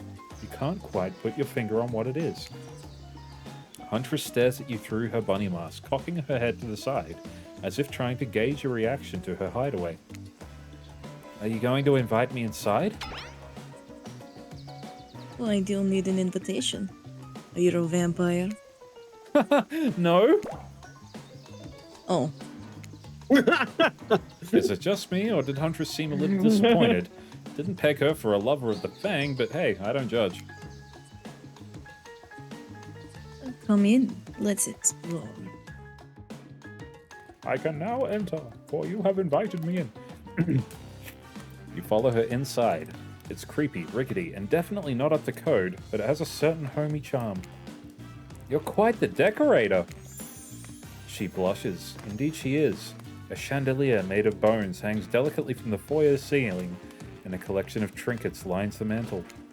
Something tells you that the people who once owned these things are not of this mortal coil anymore. Could you be the Huntress's next victim? The thought gives you a wicked thrill. Hey, she's looking at you again. What do you think of my collection? I could certainly learn to like this. The whole place is quite tactile. There's so much to look at. The organized chaos makes me want to craft things with my hands. I knew you'd like it here. You have the eye of someone who appreciates fine stolen things. I can't wait to go treasure hunting with you. We could find so many more goodies on the island. But first, what do you think of the other killers on the island? I mean, Trickster is pretty out there, but everyone else seems like they have interesting backstories and whatnot. A little gossip, huh? What are you playing at, Suplex? Huntress considers this for a beat. She seems to have two modes, thoughtful and explosive. You hope never to be in the splash zone when the explosive part emerges. Why? Are you jealous? Before you can answer, the house begins to shake. Huntress loses her balance on the termite-infested floor and falls into your arms. You're not mad about it, but before you have a little time to enjoy taking this moment in. A giant enemy crab.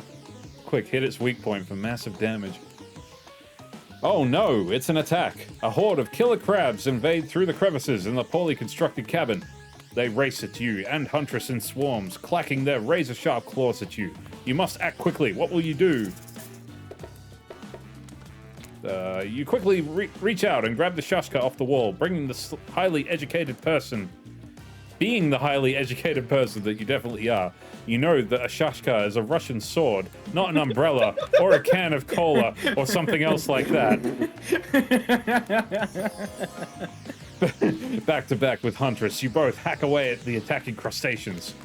You manage to slay the majority of the killer crabs. The ones you miss go scurrying away back into their hidey holes. Huntress turns to you with a gaze that is full of passion and intrigue. However, before it bubbles over, she looks away, suppressing this feeling. Is she nervous? Huntress sits down on the wicker couch and begins cleaning the guts off her hatchet. It's an obligatory scene for every killer. You're just happy not to be the source of what she's wiping off. Looks like we're having crab for dinner! She doesn't smile at your joke. She has that ponderous look on her face again. You join her on the couch. Man, sometimes those near-death experiences really get me thinking about what I want in life. I think I'd really like to start a family one day. How about you?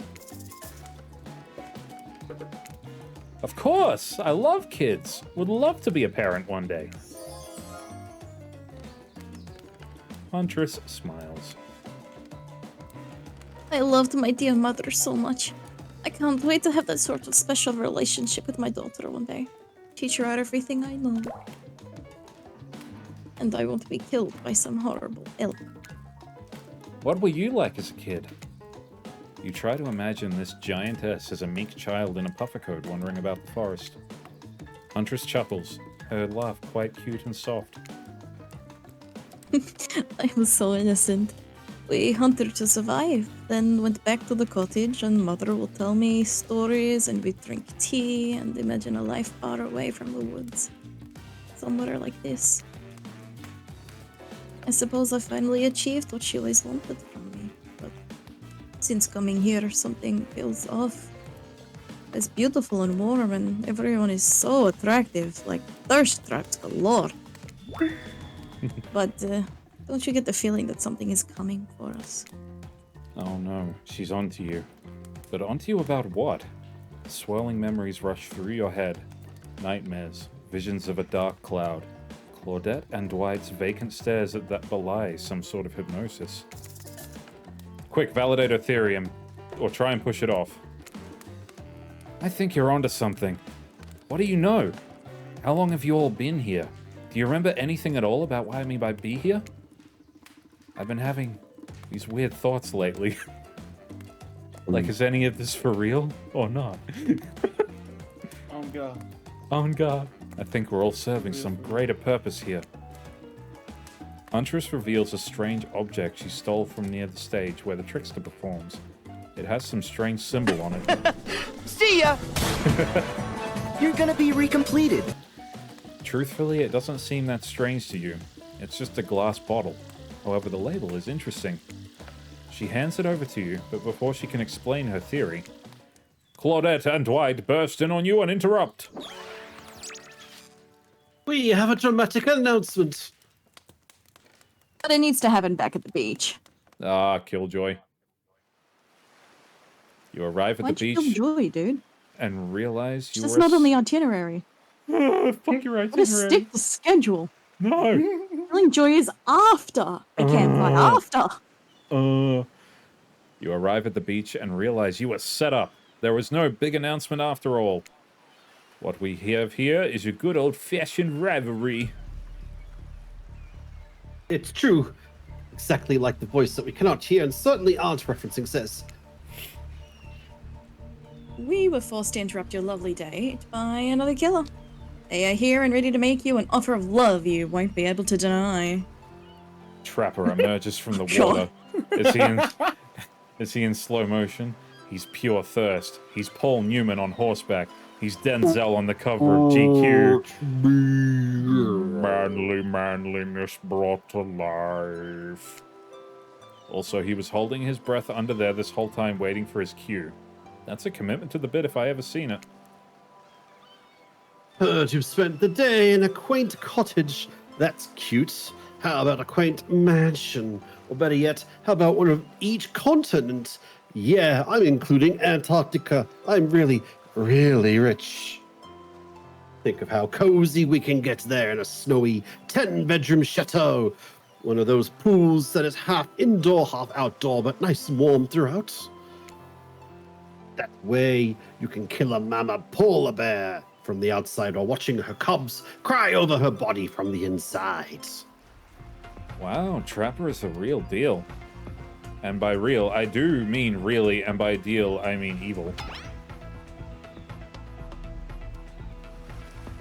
Plus, you really want to hunt for your food for the rest of your life?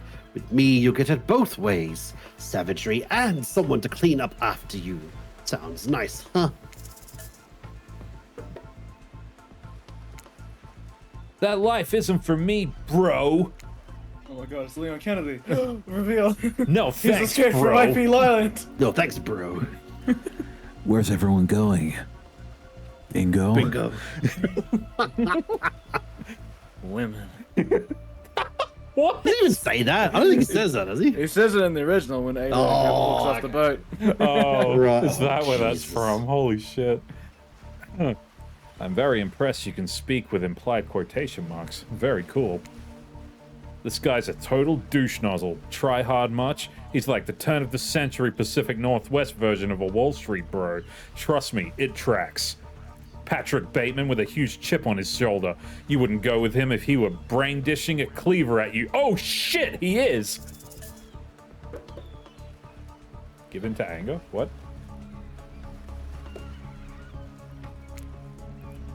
Thanks, but no thanks. I'm into the quieter lifestyle. I relish my independence, and I don't need someone to wipe my butt for me. You run back into the huge arms of Huntress. She hugs you tight, so tight you think you feel the life leave your body for just a moment. But it hurts so good. You know what? I'm impressed that you stood up to me. I appreciate someone giving me their total honest opinion, even if that opinion makes me want to carve out your liver. The butt wiping comment, that's not what I meant by clean up after you, but I'm hiring someone to do that for me for the moment I get home. Trapper leaves you, and you turn to Huntress, walking in slow motion back to the water. It's pretty weird. He's just gonna stay there all night? Shall we continue our date? Yeah. Huntress leads you back to her cabin. You thought you'd remember the way, but it's like the forest has completely changed. Nothing is familiar. Better not get lost out here. Can you believe that guy? Classic Trapper, pulling a move like that. I'm so glad you chose me, though. I don't think we've explored all there is between us yet. She winks a bunny-masked eye and scoops you up onto her back. Huntress runs through the woods with you, piggyback riding her. The wind ruffles in your hair. Animals clear a path for the mighty woodswoman as she races by, like the lead from that famous teen vampire drama in that one scene where she calls her a spider I monkey. know it's spider monkey. Huntress does not call you that. Hold on, little spider monkey. Oh my god. You think you could catch me? Whee! This is the skin of a killer. Zualex. I know what you are, Huntress. Say it. Say it.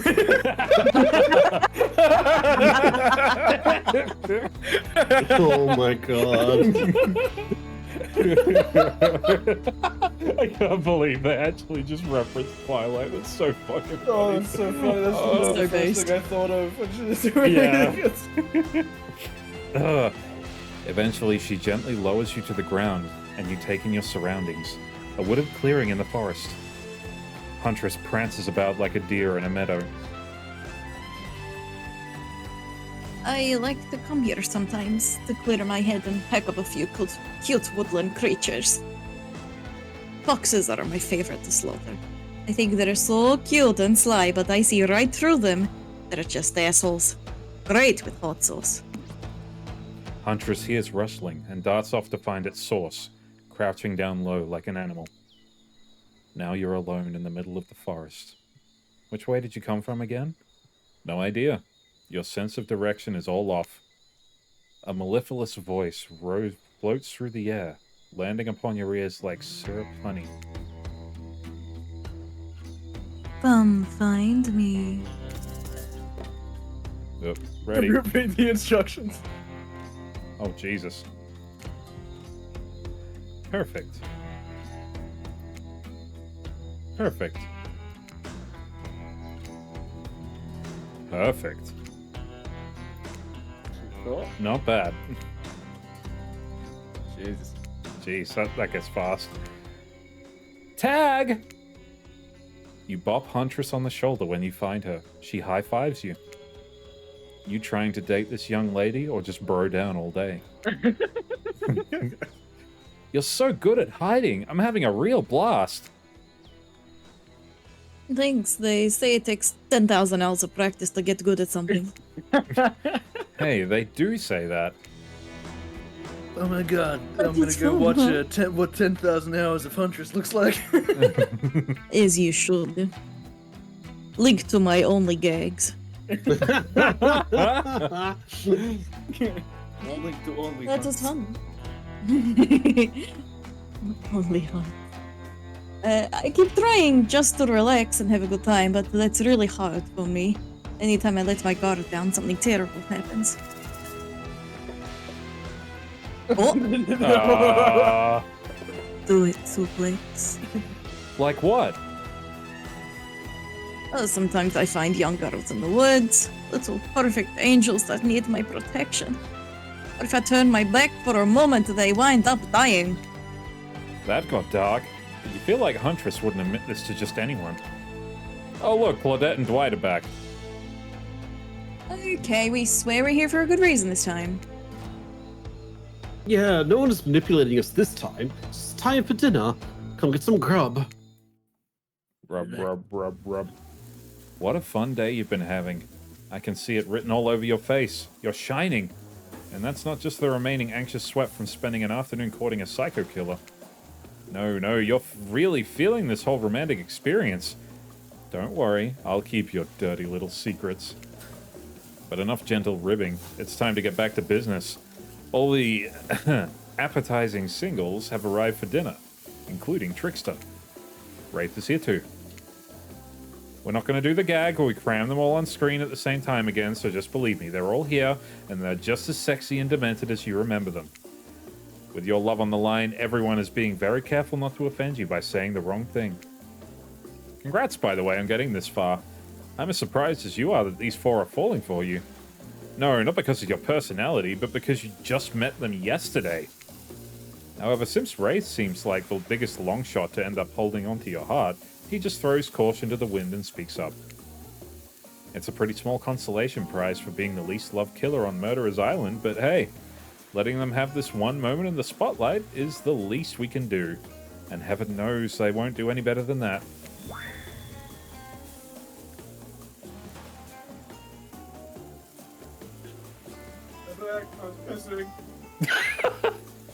He was. Wait, Wraith Kissing pisses? old light herself, handsome.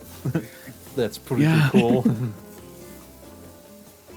I'm sick of watching everyone else gorge themselves while I'm preoccupied with, trying to get to the bottom of this never-ending nightmare.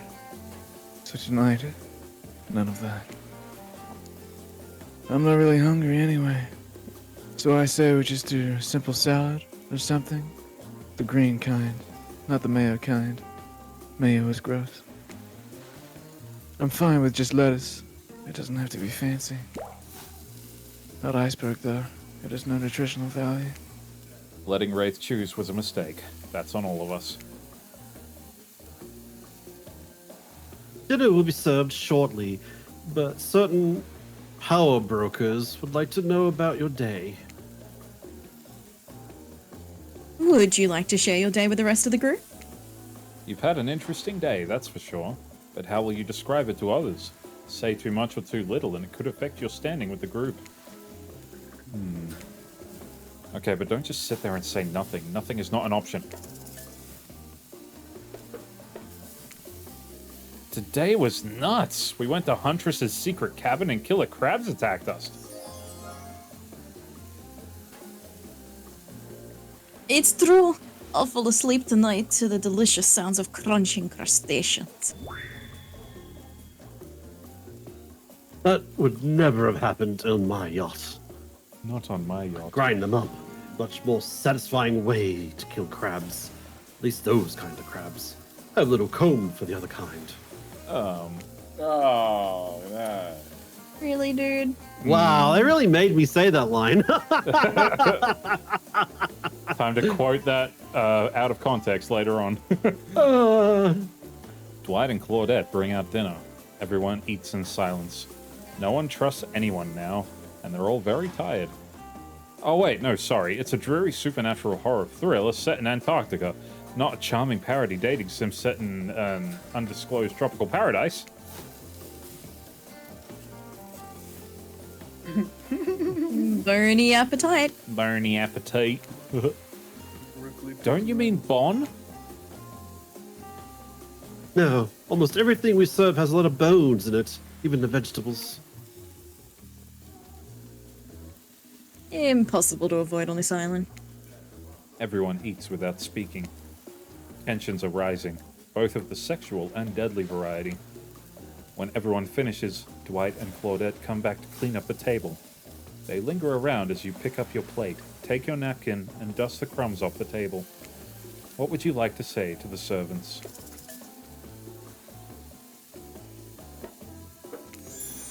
Your top-notch service is much appreciated.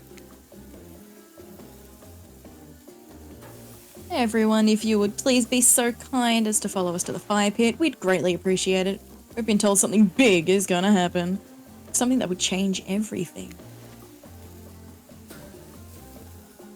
Oh, sorry. You can go willingly, or you can go unwillingly. You have no choice. Tough cookies. Did you have a choice on how you said that, dweeb? Yes, and I immediately regret how I did.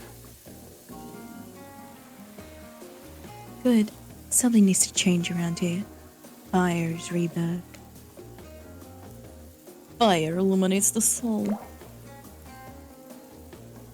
I hope the fire isn't too smoky. Smoke hurts my eyes. I have pretty sensitive eyes. I'm also horribly afraid of it. The fire, I mean, not my eyes. Because of childhood trauma involving fire. Guitar, guitar, fire. And finally, everyone starts moving towards the fire pit, if only to get away from Wraith's complaining. It's just like me, for real, for real. You take a seat on a comfortable log, feeling the fire's heat against your skin, and wait for the other killers to take their place, wondering who will want to tell a story this time. Will narrator tell a story? I bet they've got a stunningly creative mind. Hey, you think? Are they allowed to simply place thoughts in my mind like this? Doesn't seem fair. Everyone makes their way in. But something unexpected happens. Nothing. Nothing happens. Something almost always seems to be happening here, so nothing is probably not a great sign. Oh, cool, and now everyone's looking at you. So, you know, do something. Should I pick someone to tell a story, or should we play charades? Boggle? Well, we were actually thinking. Why don't you tell us a story? Boggle? Wraith points his spine and skull staff thingamajig at you. You duck out of the way. Who knows what that thing can do? Probably shoots lasers. Try not to bore us. We're just very interested in you. Don't speak for me, Huntress. Now you can't tell if you're warm from the fire or if it's your nerves heating up. I know that the fire is right here. But maybe if we stop talking about it all the time, we can start to pretend it's not here and doesn't, threaten to burn us all alive.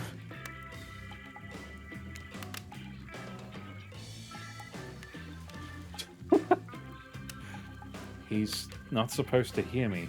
Get out of here, Ray. Suplex was about to make an important decision about telling a story or not.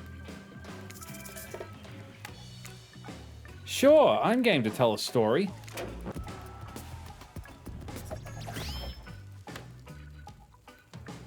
I hope it's a mystery.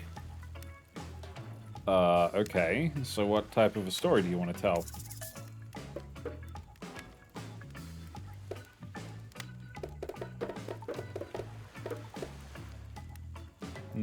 Which one?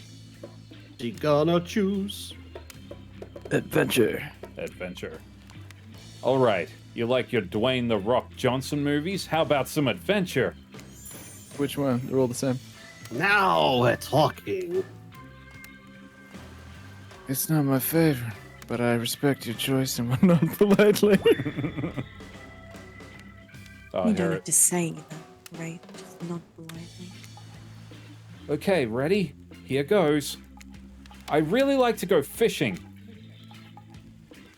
Still a Toby. Great foundations for a story, for sure. You pause. Everyone is waiting with bated breath. No pun intended. Oh wait, that's it? Not much of a story, barely even a thought. My pun was better than that story. You sure that's all you have to say? No, I was just kidding. So what type of story do you want to tell? Personal, why not? I'll get a little personal now, if that's okay. Those types of tales are the best, and often the most sad. It's a bit of a love story. Is it about two strong hunters who meet when they both try to bludgeon the same wily Wolverine? Or about a deranged killer who makes the only woman who ever believed in him witness a display of shocking violence. Not quite. It's about my parents. They met at a party in college. He was hosting. She'd been dragged there by some friends. Oh. They couldn't have been more different. And yet, as the night went on, they were drawn to each other. She made fun of his taste in music, and he took an interest in her major, women's studies. They were married within 2 months. Soon to know if you can trust someone, don't you think? It's so sweet. Exactly. I learned a lot about love from them. If you know, you know. Some people don't need years to get acquainted with someone. Love could spark from a look across a campfire. Now that you've got their attention, each killer is furiously attempting to catch your eye from across the fire pit. It's quite alarming, actually. Except for Trickster, who has headphones in and is loudly playing his own music to drown you out. Okay, that was not a very good story. I don't mean to insult you, but it was actually quite bad. Sorry, but this narrator keeps it real. We just can't end there. So who else would you like to hear a story from tonight? You look from killer to killer, trying to decide who might be the most entertaining. Not me, I need to go piss, dude. Alright, we'll go Trapper then. Oh god.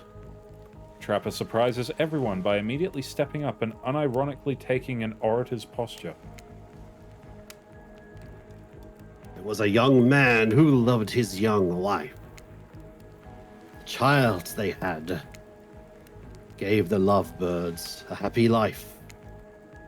But one day the couple went out for a swim.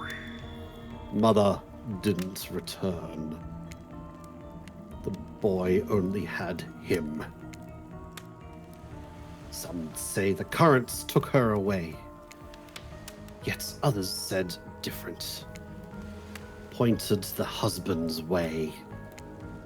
But the young man was fearless, cunning, and smart. And he had many goals, both grand and bold. Easier, they'd say, done with a fresh start. A wife with her own dreams wouldn't help him at all.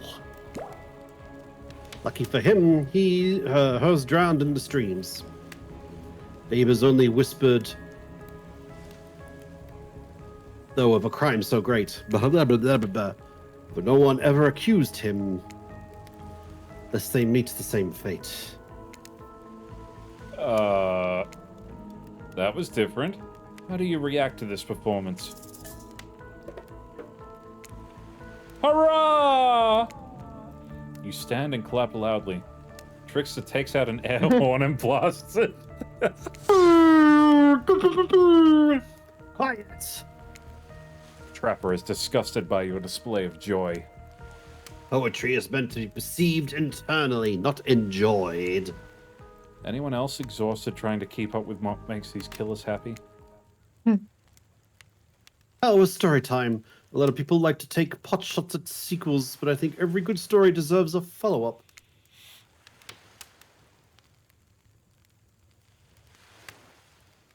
When you think it's the end, the sequel is almost never as rewarding as the original. That's why I'm much more of a fan of the episodic style of storytelling. Knowing it takes a series a lot of pressure off by any individual installment and builds a greater sense of community between audience and creator. Tell me, Suplex, if you could delete any sequel from existence, what would it be? Don't answer that, we don't actually care.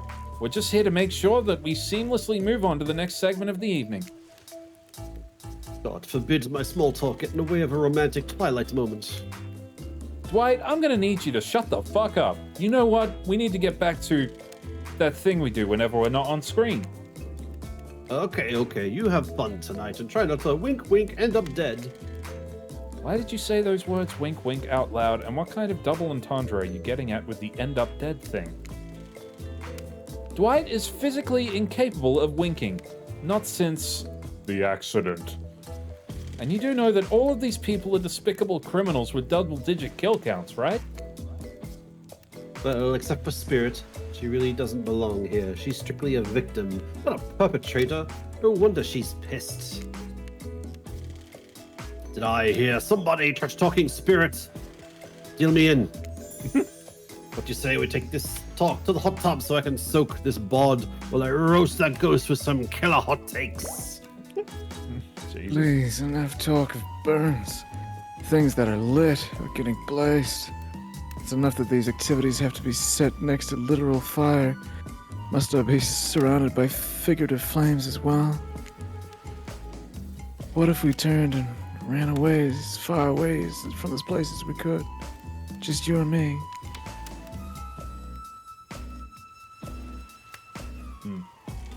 On those spindly legs, you probably tired before you got too far.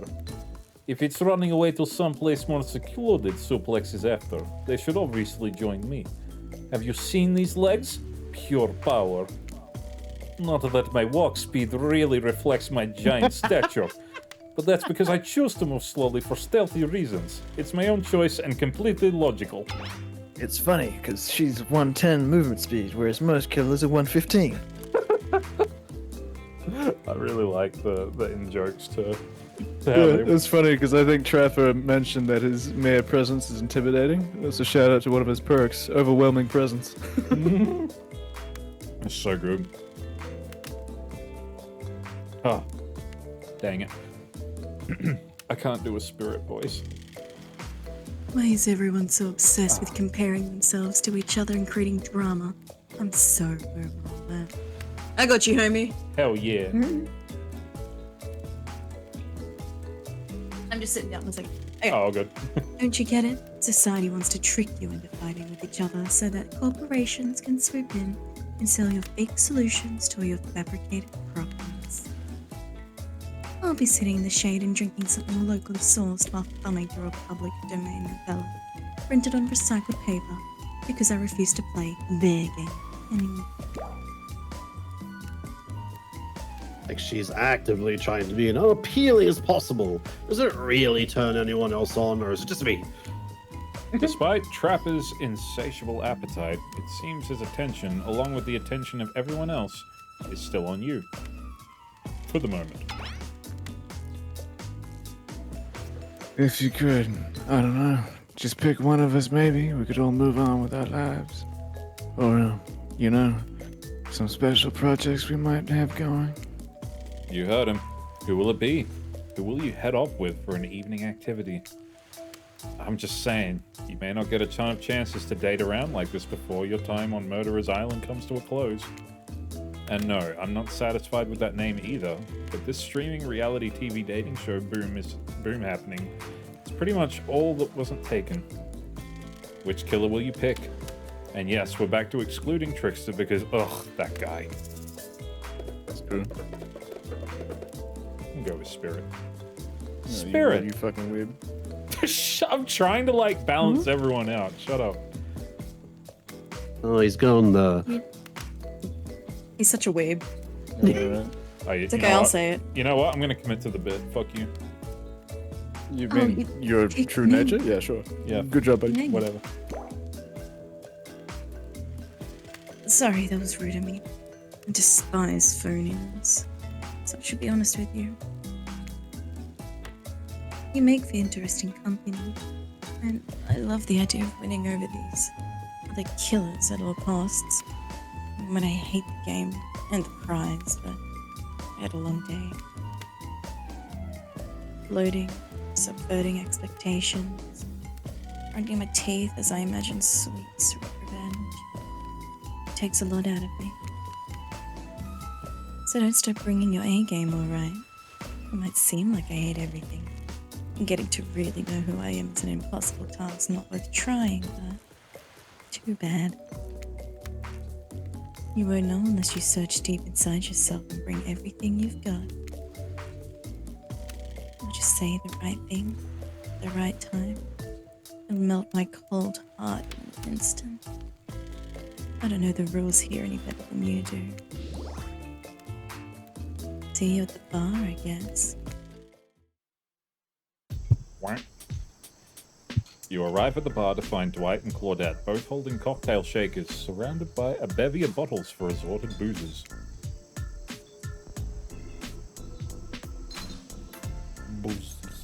Who's ready? To get wasted!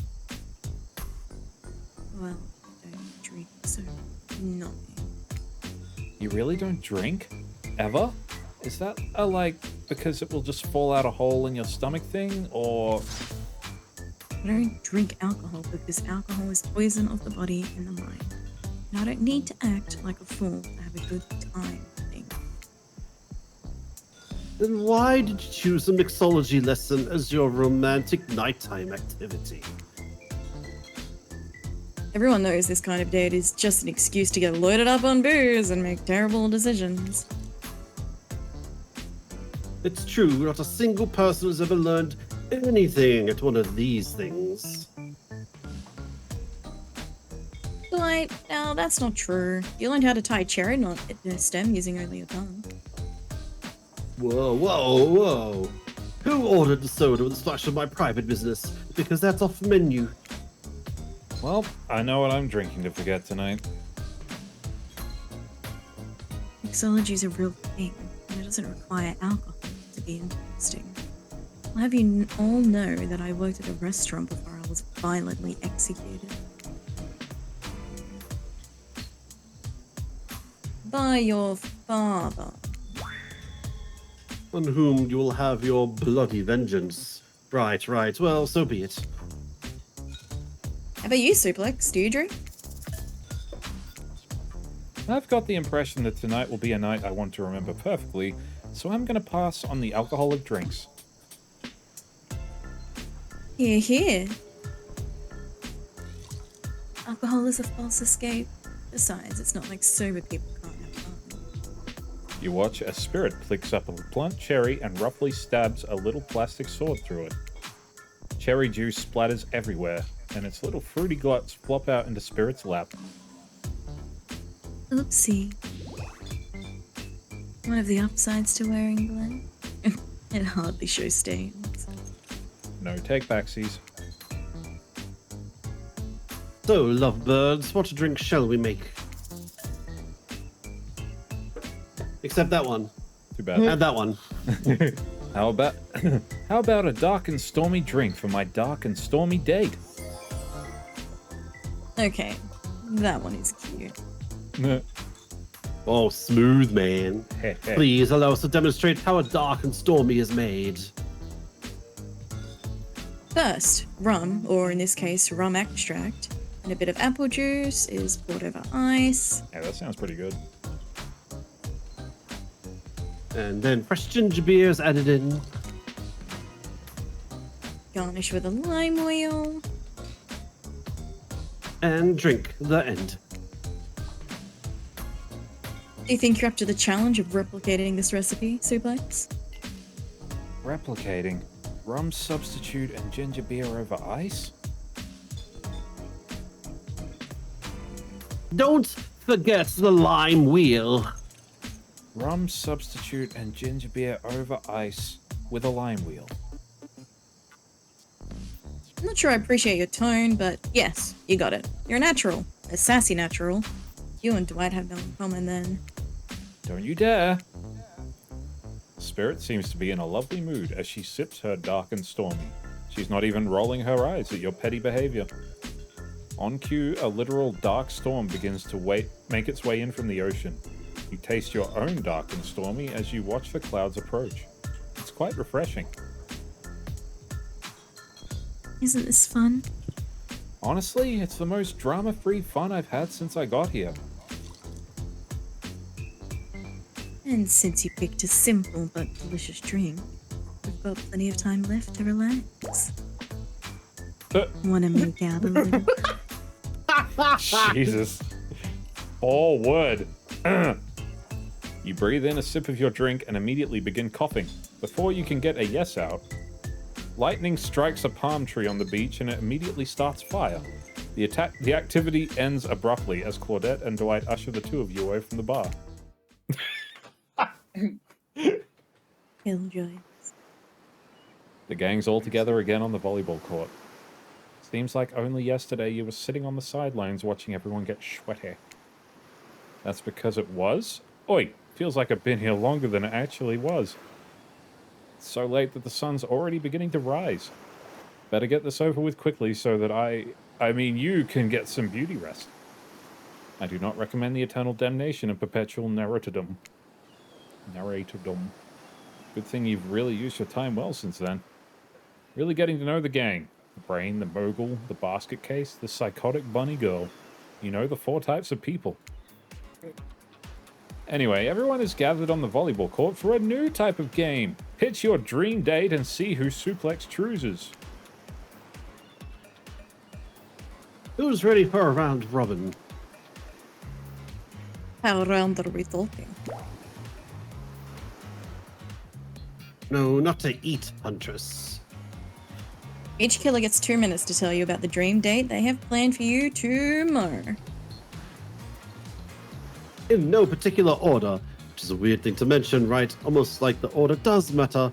Wraith, why don't you go first? You look like you'd hate that. Stop talking. Sorry, anyway, Wraith. Well, I don't know. I just really prefer to just tell Suplex privately. I don't really know how that's going to work with these game mechanics. What if you just whispered it to Suplex? Wraith considers this for a long moment. Too long. That's fine. Without moving, Wraith lowers his voice to a barely audible whisper. Tomorrow we have to find my bell. And then I can finally tell you about what I've been working on. It's going to be really special. The kind of thing where we will really bond. And maybe finally get off this island. And maybe then we can go on a real date.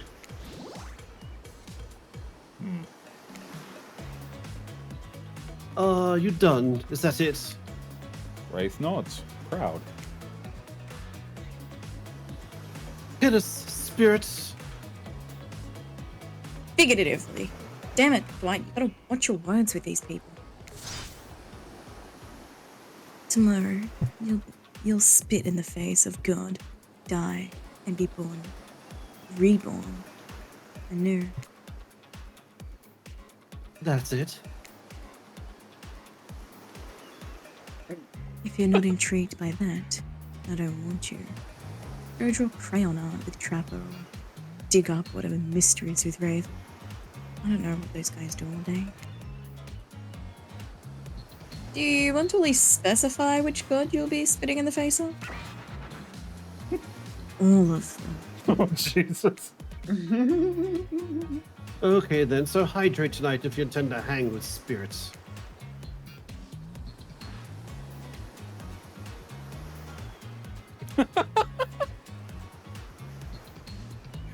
Rapper, without further ado, would you like to make us all uncomfortable by pushing the boundaries of what's acceptable, not only in polite society, but within the narrative of this in-world event, and also the large meta-narrative of the Dead by Daylight dating experience? Sometimes you just gotta say it. Why, yes, thank you. I'd love to. So, Suplex, you thinking of picking me? Well, this is your final warning. Pick me and be punished and rewarded. Tomorrow will suck. Probably. I'm not an easy guy to get along with. I know that. I can tell you this much. I'm hiding a secret on this island that will make fans shit themselves with excitement. If you like Trapper, you're gonna love it. And if not, you're a maggot. Also, everyone, even confident, sexy ladies in rabbit masks, better stay the hell away from my yacht. Cool. Right, Huntress, why don't you take it from here? Tomorrow morning, I'm planning on a nice atmospheric breakfast on the yacht. Don't worry, Trapper won't be hungry. What was that? Nothing, go away. Then, oh boy, I've got such an adventure planned. It involves hunting for treasure. What kind of treasure are we looking for? Guess you'll have to pick me to find out. Let me tell you, it's primo stuff. Now, if you don't mind, I've got to start preparing, because it's clear already that you're going to pick me. Confident, mysterious, I like it. It's done, it's good. It's done. It's good. And time's up, everyone. Gosh, you'll need to dream about these options so you're ready to choose in the morning. Now go dream about all these swoon-worthy options so that you're ready to make a choice come dawn. Have a swell night. Did you two forget to mention something? Oh gosh, how could we forget? Before you run off to slumber peacefully, there's one more thing to do.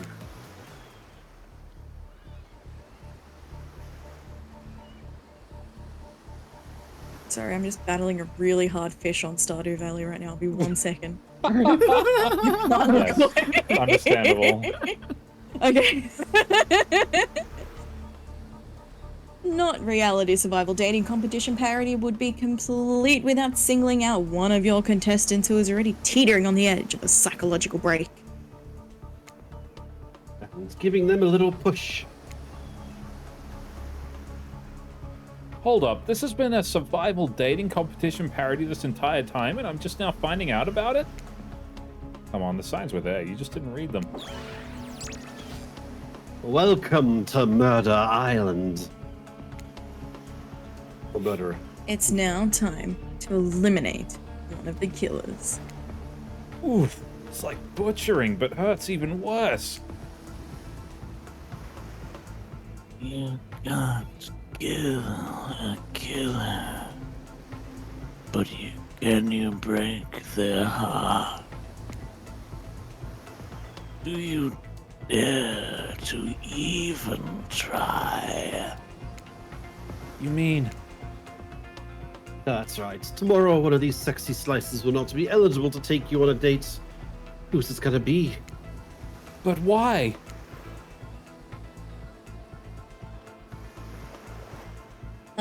Because it's dramatic. Because it's surprising.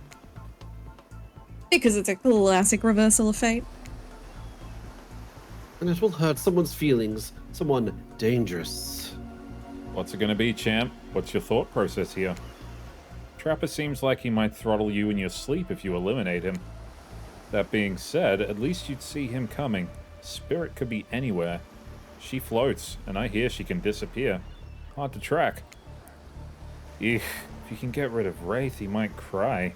Although I totally support normalizing men crying and being vulnerable, it just seems like it might be an ugly crier. Huntress, she might pretend to be okay with it, but then you'll start seeing her behind every tree. What I'm trying to say is, I don't envy you, boss. So which psychopath you eliminating? Oh dear, I don't know who to pick. Pretty simple. You're right, Spirit. You don't pretend like you ever would. Yeah.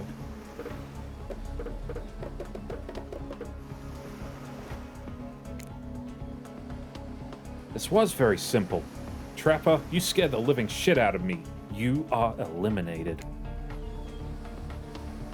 That's fair. Honestly, though, I don't care. You suck. That's not in a good way. You bore me, you personality-free maggots. It wouldn't even be fun to kill you. Damn. Which I was totally going to do tomorrow the first chance I got. So really, this is a win-win for both of us. Still might kill you, though, out of principle for eliminating me. Sleep with both eyes open and have fun on your date tomorrow.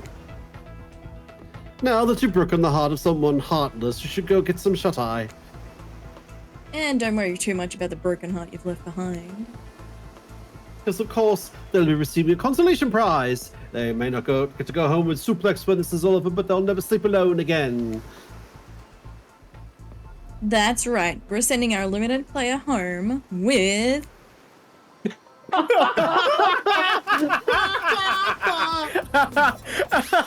Your own mostly new trickster body pillow. The next best thing to the real trickster might not hug you back, but it definitely won't try and stab you. How do we know? Because I've tried it. That's right, it's Dwight's tested. Claudette approved. I hope you sleep well tonight, Suplex. You're my hero for what you have accomplished. How can you sleep tonight knowing what you've done? No, not because of the guilt. I mean, knowing that there's a legit homicidal maniac who hates you so close by. How can you sleep tonight, knowing what you'll do tomorrow? I don't know how you'll do it, but you better go before Dwight and Claudette come back and put you to sleep themselves. You know those two. Schedule, schedule, schedule. Wow, what a crazy way to end the day. An elimination? I didn't even know it was that kind of game. Let's check with everyone, especially with our loser. Everyone deserves a send-off. We'll see how things go tomorrow, I suppose. I'm not expecting anything. I tend to shut my mind off during hard times. I know I seem all excited and devil may cry, but truth is I'm really a pessimist at heart. Hey, I love Dante. He's a cool character. It tends to happen when... Your mother is skewered by an elk when you were young? Yeah, how did you know? Wild guess. It's also the only thing you talk about. If you'll excuse me, I think I saw a raccoon over in the tree and I'm feeling peckish. I don't really know what's happening here. I honestly haven't been paying attention. Oh, Supe? Sorry, I forgot. I'm focusing on other things. More important things. One way or another, I won't be here for much longer.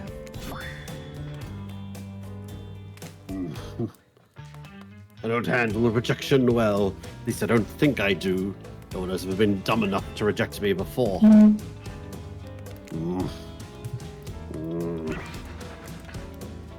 Yeah, the more I think about it, the angrier I'm getting. I'm a giant rage monster, so everyone in this room should be scared right now. Turn the camera off. Did I think there was a chance I might get eliminated? Yeah, I did. Did I care if I got eliminated? Not even a little. Does the volume of words I spend talking about how much I don't care about things signify a deeper yearning within me to be seen, heard, and validated by those around me? Nah. What? No, you're not part of this. You don't get a confessional. It's cool, man. I'm not a part of anything. You feel me? I'm not a cog in anyone's machine. I'm my own machine. This whole thing is pretty cute, though.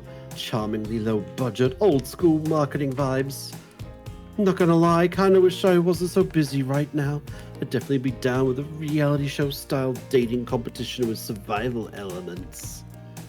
But I got my new album, upcoming tour, finalizing the new sneaker line, producing a limited series on my life, starting a new social media NFT crypto app, and doing these private gigs over on IP Island. My dudes, you gotta come check it out. IP Island, it's dope. It's where the real killers are hanging out. Fully licensed, no legal drama. Lawyers, take a hike. I'm gonna tell everyone that Trista said that about them. Don't worry. Picking your favorite established characters from all over pop culture that can't be seen on this island. Hell, you probably can't even mention them, like Ghost. Don't you say it! Look, we get it. You're very popular and in demand. But we have a game to get back to, and I don't want to get sued. Ghostface. Come on! Whatever, I don't even care. I'm the trickster. See you around, Suplex. You too, narrator. I have a name, you know. You do? Yes, seriously. They do not pay me enough to deal with you people. Yeah. Is it my turn?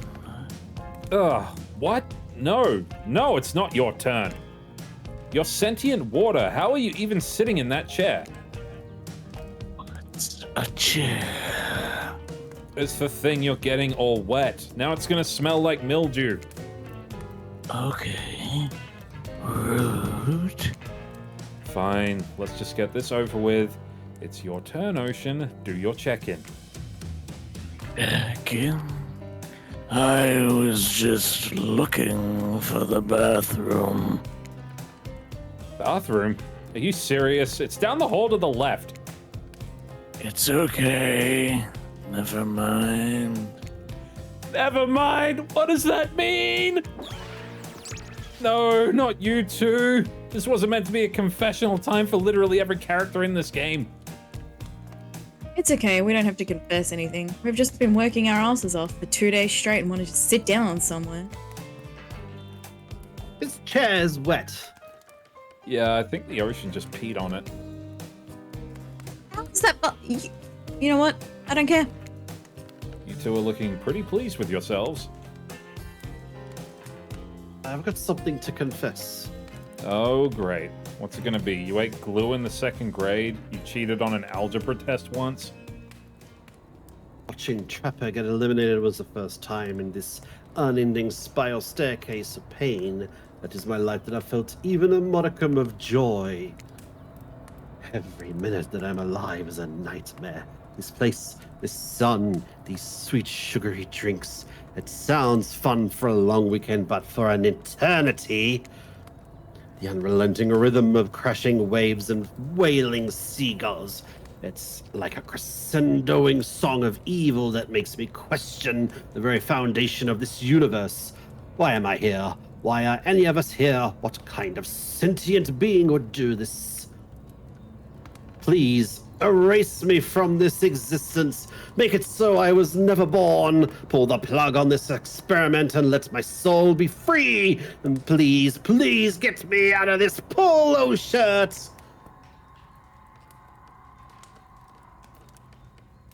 Hey, let's get you to bed, buddy. I don't want to go to bed. Going to bed means eventually I'll have to wake up. Yikes, huh?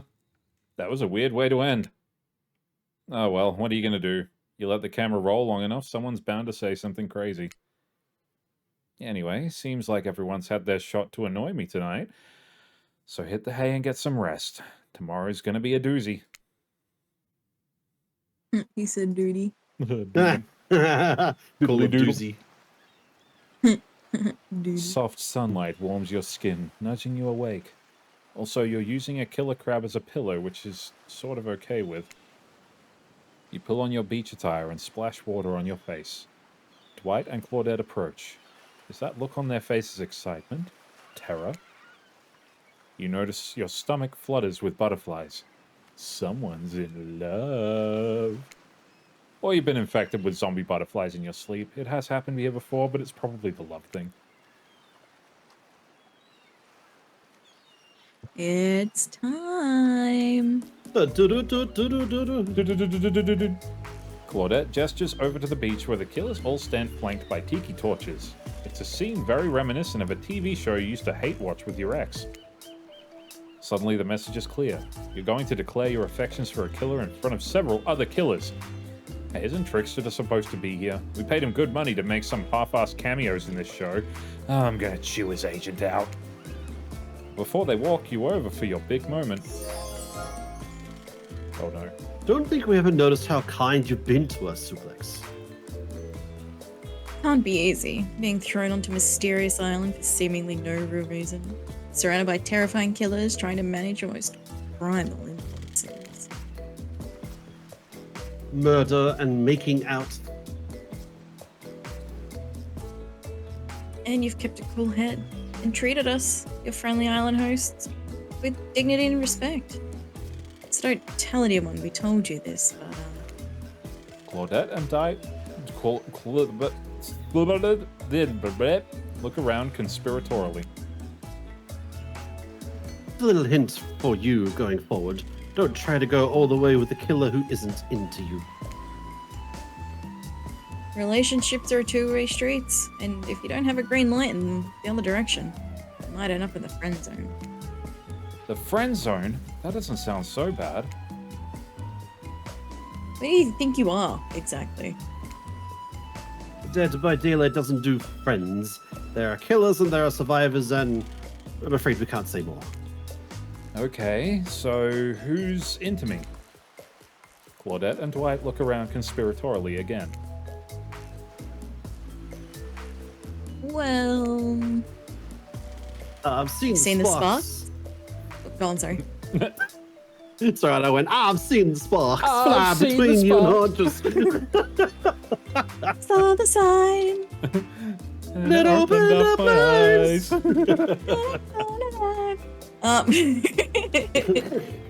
I saw her whittling a little figurine of you last night where everyone else was asleep. So are you ready? Of course you're not. But too bad, we're on a schedule. You make your way over to the row of hotties. Claudette and Dwight stand off to the side, hands behind their backs. Been quite the 48 hours, but there are clearly sparks in the air, and I'm not just talking about this rusty chainsaw.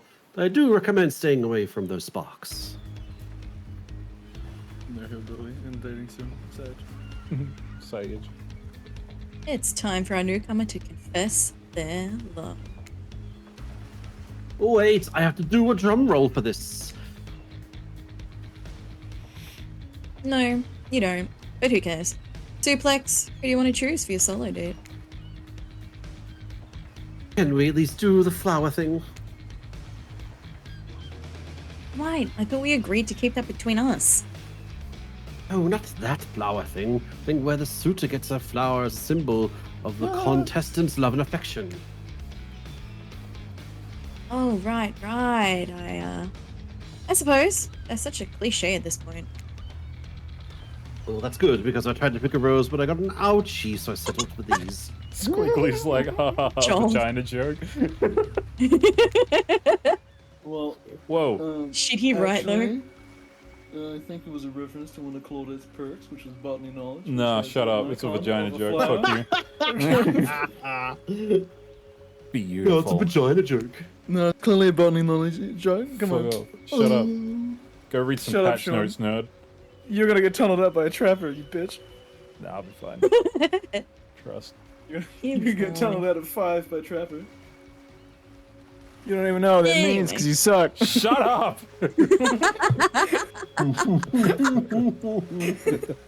You've done good, Dwight. This is a lovely bouquet. I hope Dwight saved some of these for Claudette. They're a thing, right? You getting that vibe too? Just me? Sorry, you got other things to think about right now. Suplex, who do you select to receive these flowers and spend the day with you today? Who do you? Who do Who do you? Who do you? I said it and then I looked at the rest of the words I needed to read and none of them made sense. It was just catching up. I don't know who to pick. I feel Well, I like did I should... recommend you actually lock in. 'Cause you Yeah. don't talk to the other two. You have locked in with one of these particular True, characters, so true. You should commit. You turn to So Huntress. you can go romance spirit in your own time, you weep. Yeah, alright. Yeah. She's never looked more appealing. Her kaftan dress ruffles behind her in the light morning breeze. A seagull lands on her shoulder, like she's a peachy cartoon princess. Okay, don't know what my voice is doing now, but okay. What am I doing? What am I doing? She snipes the seagull's neck and stuffs it somewhere under her flowery dress. Probably to save for lunch. She can't help but hunt. Huntress, I choose you! Let's spend the day together and see if we think a future is possible for our love. Me? Really? Huntress throws her hands up in the air like she just don't care, like a bear, and gallops towards you. At first you think she might swipe at you with her gigantic hand and knock the life out of you. Instead she scoops you up into a hug and takes her place at your side. And she just stuck out her tongue at all the other killers. Sometimes the immature move is the right one.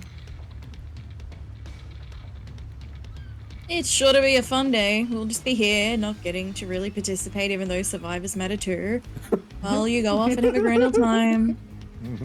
Yep, just Claudette and I hanging out.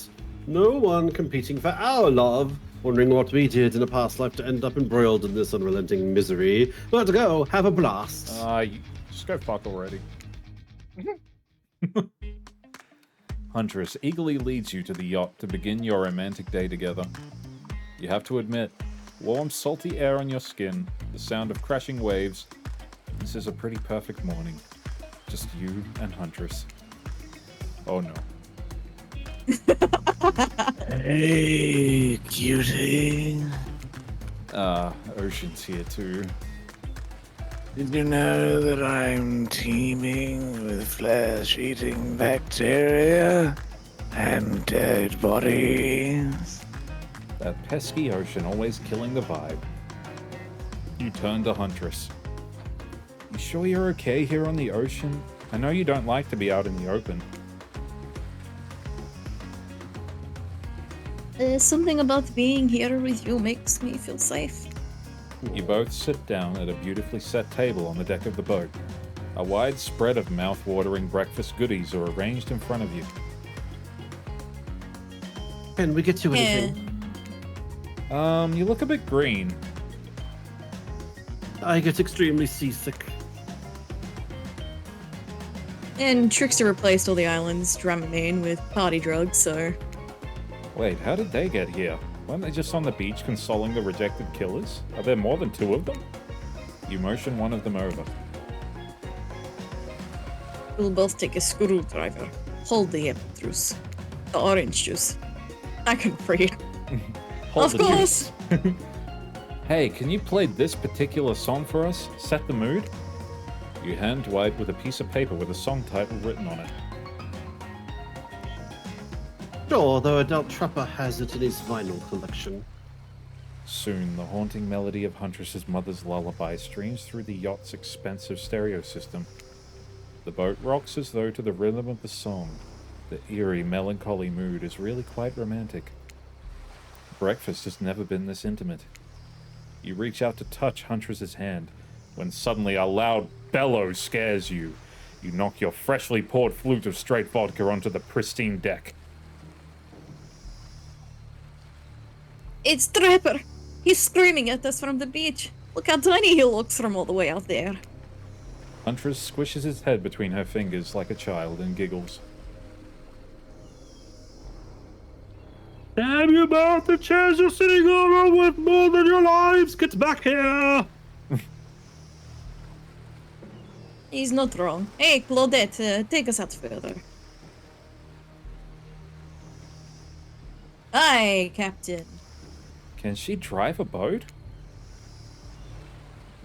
Guess we'll find out. Alone again. Nothing but the core of a seagull and the ominous shadow of a creature lurking beneath the What? I have something for you. For me? Huntress reveals a package wrapped in the bloodied apron. You clap your hands like a kid on their birthday. Her playful attitude is rubbing off on you. It's just a little something, a gift. It didn't cost me anything because I made it myself. Oh my! Is it something shiny? No, silly. Shiny things aren't made, they're stolen, duh. This is handcrafted. I saw you admiring my mask and I figured... here you go. Oh, it's perfect! You put it on. It fits your face like a face glove? You gaze at Huntress through the eyes of the mask. A swell of emotion surges through you. One has become two. Rabbits be multiplying, even in mask form. Let's go back to my place. She downs her screwdriver. I think that was meant to be my line. She downs it. Oh, she downs her screwdriver, yes. I down my screwdriver, yes. Yes. The tension is Yes. palpable as you enter the cabin. You could cut it with a hatchet. Give me a break. It's day 3 of killer jokes. The narrator only has so much mojo.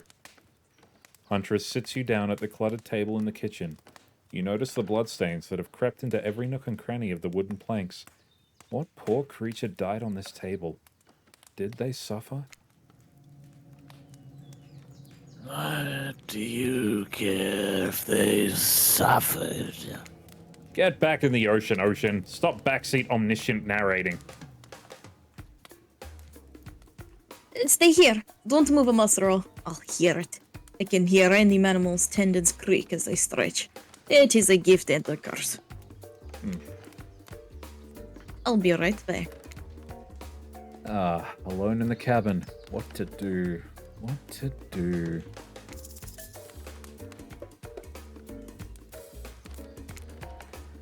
Clean up, clean up. Everybody do your share. You half expect a flock of adorable birds and cute little mice to come sprinting in and help you, but they don't, because this isn't some fantasy. This is gritty. This is real. Plus, I'm pretty sure she kills all the adorable birds and cute little mice. So you putter around the room by yourself, organizing Huntress's various trinket collections. Old bottles over here, discarded vintage doll parts over there, various keys that don't open anything in particular. Doesn't she have a drawer filled with these? Everyone has a drawer like that. Then you lay a blanket down in front of the fireplace. For no reason. No reason at all. You're certainly not imagining all the naughty thoughts that could go down on such a blanket. What's that in her strong yet delicate hand? You reach out for her, longing to stroke her blood-matted hair and scratched-up shoulders. I thought we could get warm by the fire. Guitar, fire. She wags a finger at you, a bunnylicious smirk on her face. Not so fast. Remember when we talked about how there's more going on here? You nod like a little idiot. Well, now I know there's something up. The other night while I was sleeping like a cute little baby, I snuck into each of the other killers' lairs and saw them with shiny objects that they've been stealing from me. I think they're connected somehow. Maybe it has to do with the symbol. I tried to go back last night, but something blocked me from picking any of the objects up. Someone or something knows that I'm onto them. I think if you try, it might work. What do you say? Will you help? Hell yes, I will. A globe-trotting treasure hunt on the level of Nicolas Cage masterpiece? You can definitely count on me in. I'm surprised we were able to say Nicolas Cage because he's like a survivor. Let's go. I'll be your guardian angel. You never know when those other killers might pop up. You grab Huntress by the hand and practically trip over your own feet on the way out the door. It feels good to have a quest. Thrilling.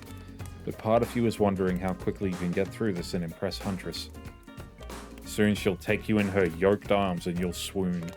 Your childhood crush on Popeye is making more and more sense. Where do you want to start?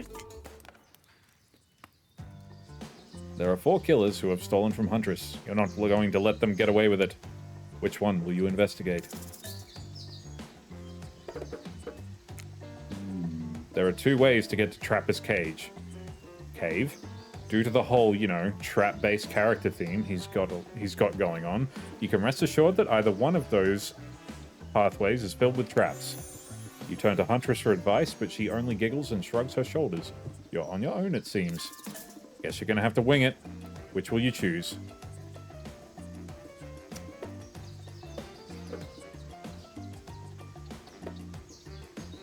I'd recommend the tunnel. Why on earth would you go through the fuck? I don't know, man. Ah, yes, the forest. Yes, where will I find bear traps? In a tunnel or a forest?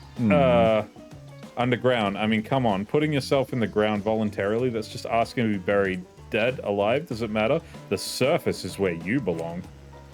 The light cascading through the leaves of trees. It casts a hazy glow as you wander into the brush, leaving the cabin behind. But no matter. This is Huntress's domain. You think that that'll keep you safe, eh? Well, you thought wrong. As soon as you start to take off the beaten path, it lands in one of the Trapper's pez. He swore he'd get you, and you can hear his maniacal laughter as you bleed out.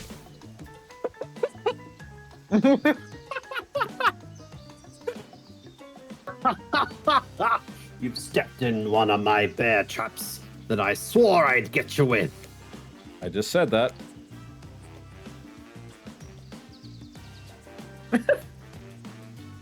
I've seen a lot of trapped animals, and I can confirm he got you.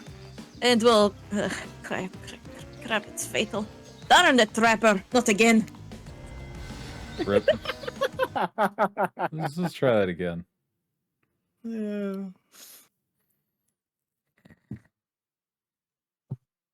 It's not my stream unless I die at least once. Oh Jesus, I'm all the way back here. Okay. It did mention that when you failed, you have to go skip through all the dialogue again. Yeah.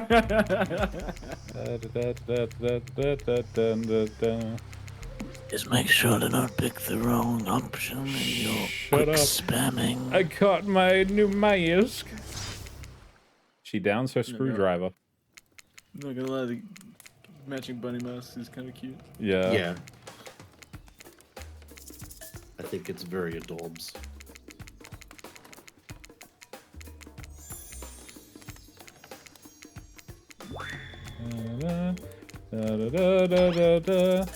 Hell yes.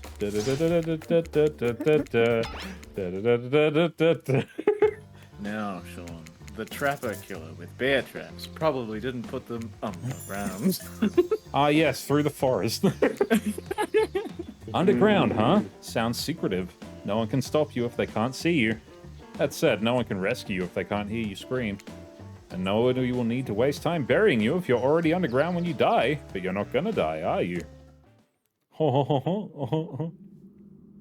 Surely a dimly lit tunnel like this must be rife with traps. However, you manage to make your way along, distinctly uncaught by any traps, rusty, bare, or otherwise. I got this, the second time round. You're doing great, sweetie. Thanks! You're not at all afraid? Who, me? Nah, I gotta say, this is up there among the nicest, damp, and seemingly abandoned tunnels I've ever wandered through. Look, it even has light. Inspired by Huntress's bravery, you dig deep inside yourself and summon courage of your own. Which is good, because you're going to need it if you're going to head through that very murdery-looking passageway ahead. So, a fun fact for you all.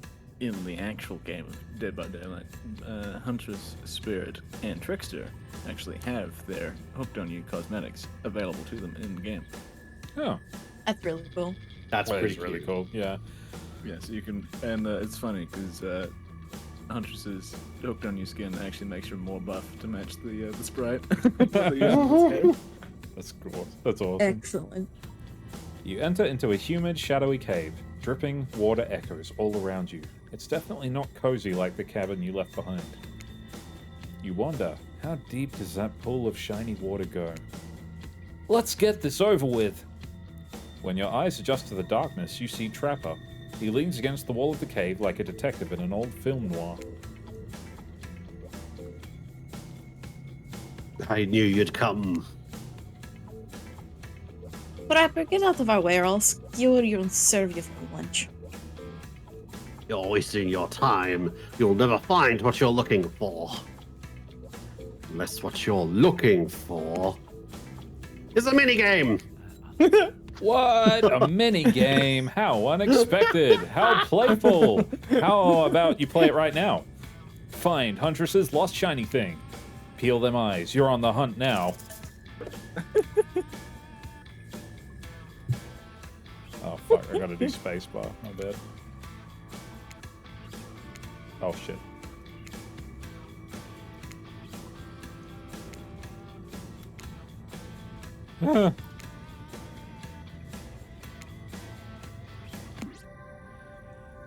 You did it! You found my lost shiny object. I'm so grateful I could kiss you right now, but I won't, because I'm pretty sure Trapper didn't actually leave and he's still over there in the shadow watching us. Later, Trapper, you thieving little perv. Hey, that's not fair. I'm huge. Come, Fair. Suplex. Let's hurry to the next place. He's out of line, but he's right. Oh, it's a pen. A ballpoint pen. You found Huntress's shiny thing, and, well, I think it's just a regular old pen, but we don't need to point it out. She's happy, and isn't that all that matters? Yes. Yes, it's true. There are 4 killers, blah blah blah blah blah blah blah blah blah. Which one will you investigate? This place is spooky as heck. Wasn't the beach sunny and beautiful just a moment ago? So you're telling me that your precious shiny thing is up there? Well, It's pretty great, right? Finally, a good chance to activate these quads. You don't get legs like this from standing still. It's true. But you already know I love a good workout. Running, jumping, climbing, roughhousing. Get that damn shiny thing before your immeasurable horniness melts your brain and it runs out of your ears already. Yeah, I called it out. It's obvious to everyone. Just own it. So, shall we? Inside the lighthouse, it's so dark you can practically see nothing. Sorry. Bane? Inside the lighthouse, it's so dark you can barely see the step in front of you. It would be very painful for you. What's the next part of your plan? Crafting this plane. You think darkness is your ally? Hello. Powerful tools for the uninitiated. But we are initiated.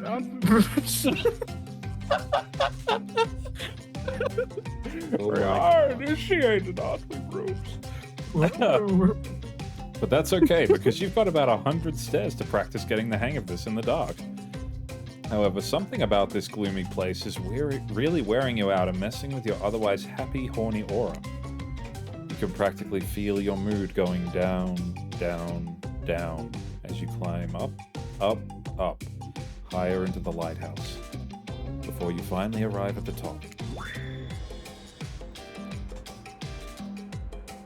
Spirit, you're looking pretty pleased with yourself. Yeah, I'm getting the hang of this whole being dead thing. Did you totally get sadder the closer you got to the top of the tower? That was me, baby. I've got to share the wealth.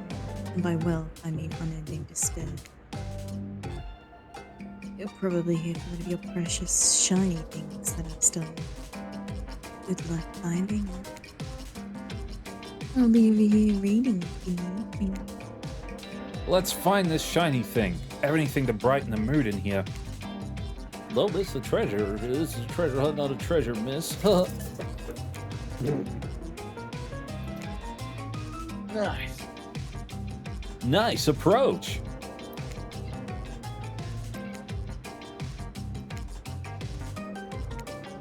I am saddened that they didn't do skill check sounds before these pop up. Yeah, yeah. That's not what they sound like at all. Shut up. What the fuck is Yes. the fuck is like oh yeah, Jason Voorhees. Yeah, my favorite Dead by Daylight character.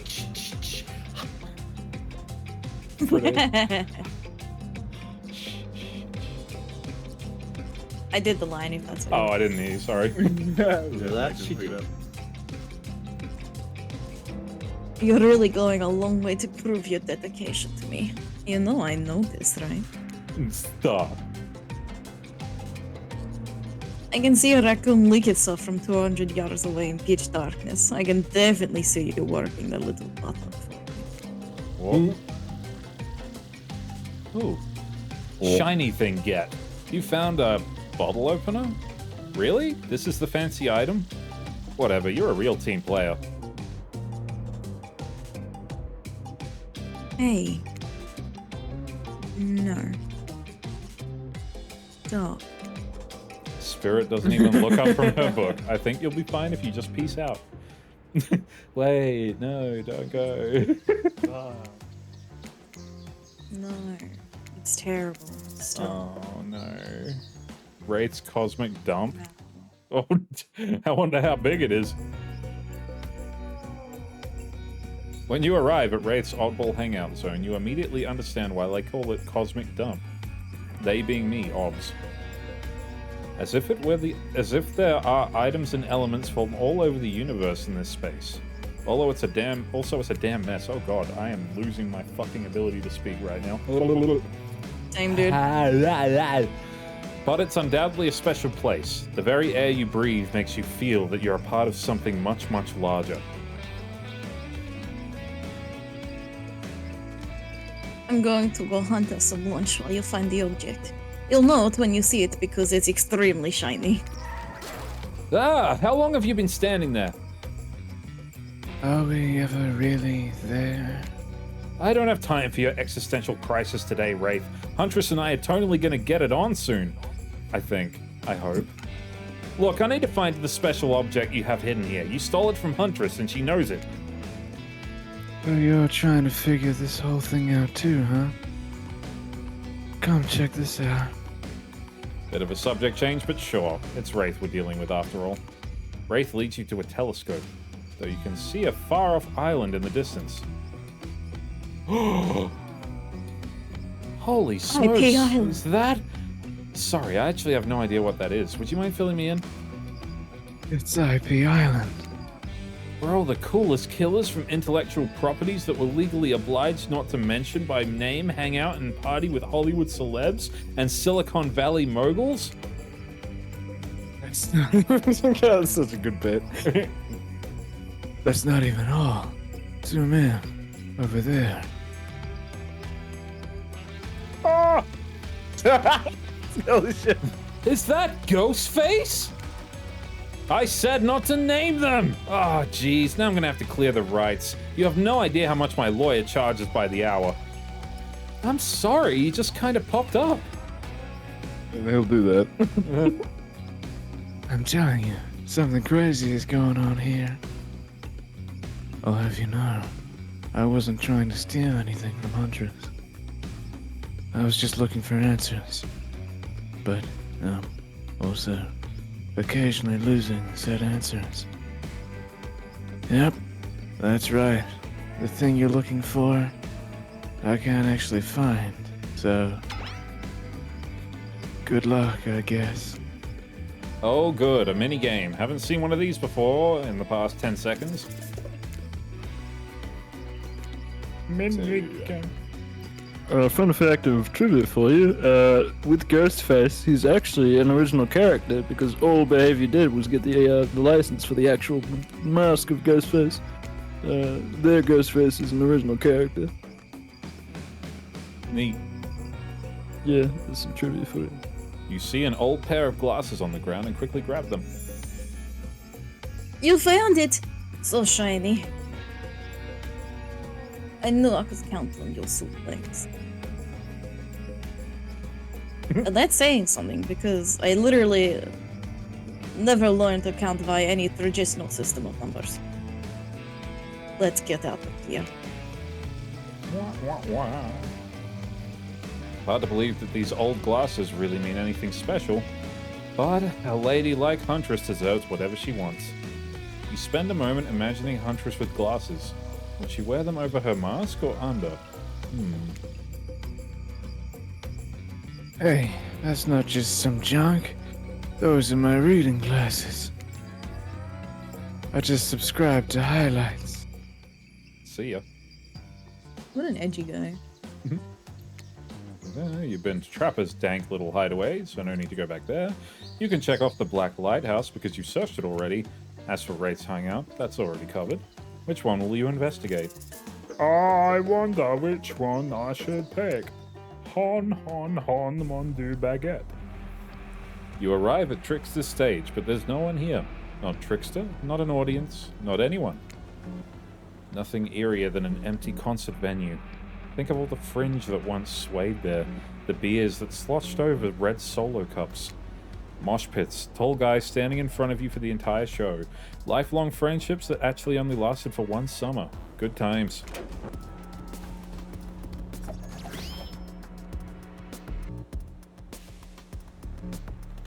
Bromster. Good times. He died? Yeah, he died. Oh. Such a good time that he just can't time the good anymore. Yeah. Straight up dead. My concerts are always an experience. You should really come to one of my after parties sometime. They're a real scream. I'll put you on the VIP list. I prefer acoustic balalakai music. Trickster, I've never listened to your music, and I think sampling the sounds of people's screams is very been there, done that. Hey, no one talks to Trickster like that. How do you know about my samples? Someone is obviously a much bigger fan than they're letting on. Show me where Huntress's shiny mysterious object is, or I'll wipe that grin off your face with a chloroform-drenched rag. Jesus Wait, Christ. way too harsh, my mellow. Deranged violence and torture is one only.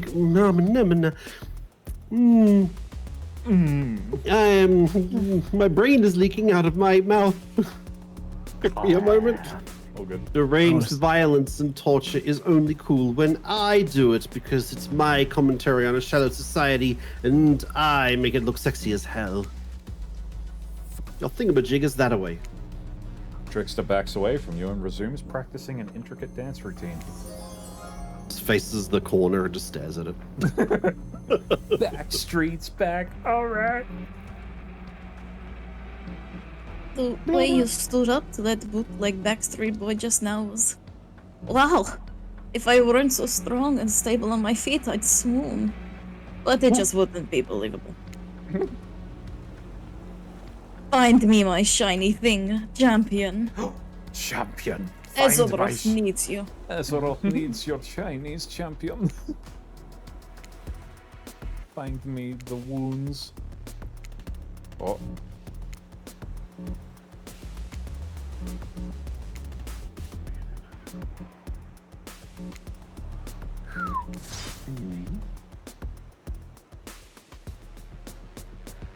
You did it!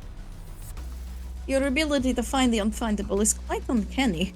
Natural hunter, I must say. I would be put in Hufflepuff because they are particularly good finders.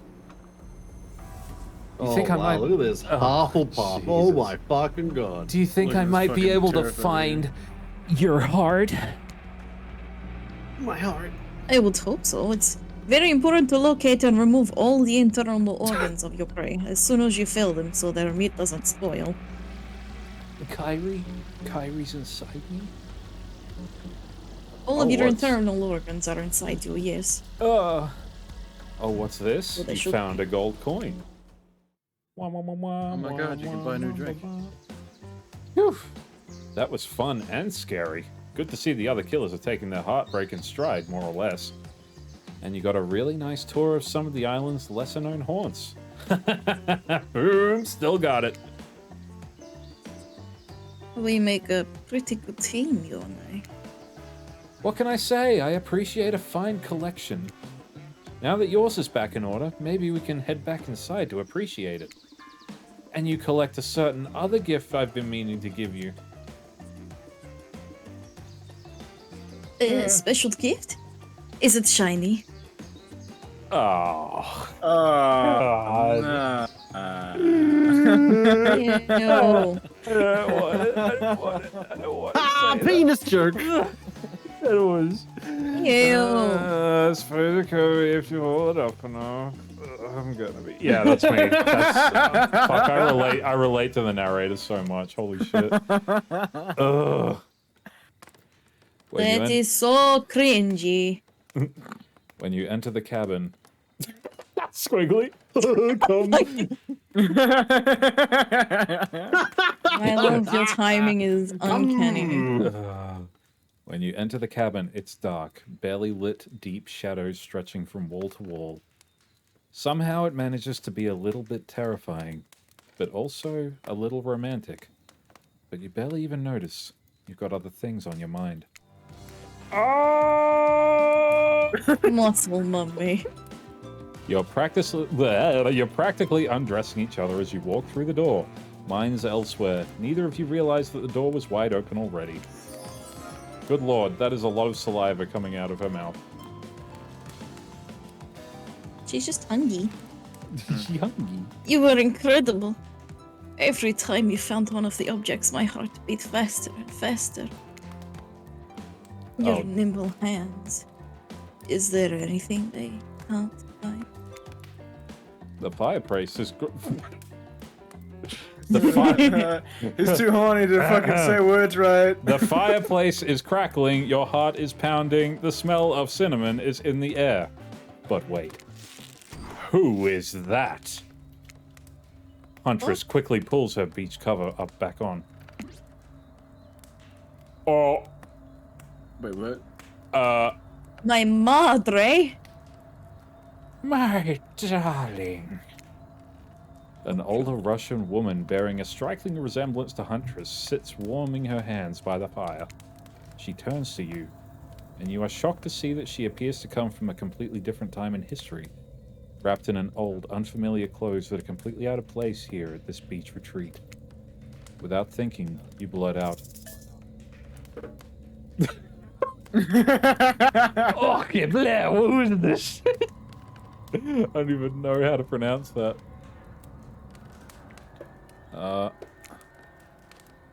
Russian word, who is this?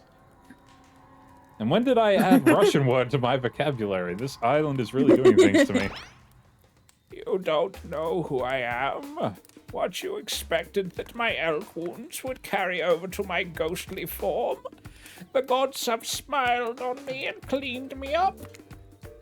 She must be in a decent mood. She's ignoring the fact that you're dropping ox bombs all over the place.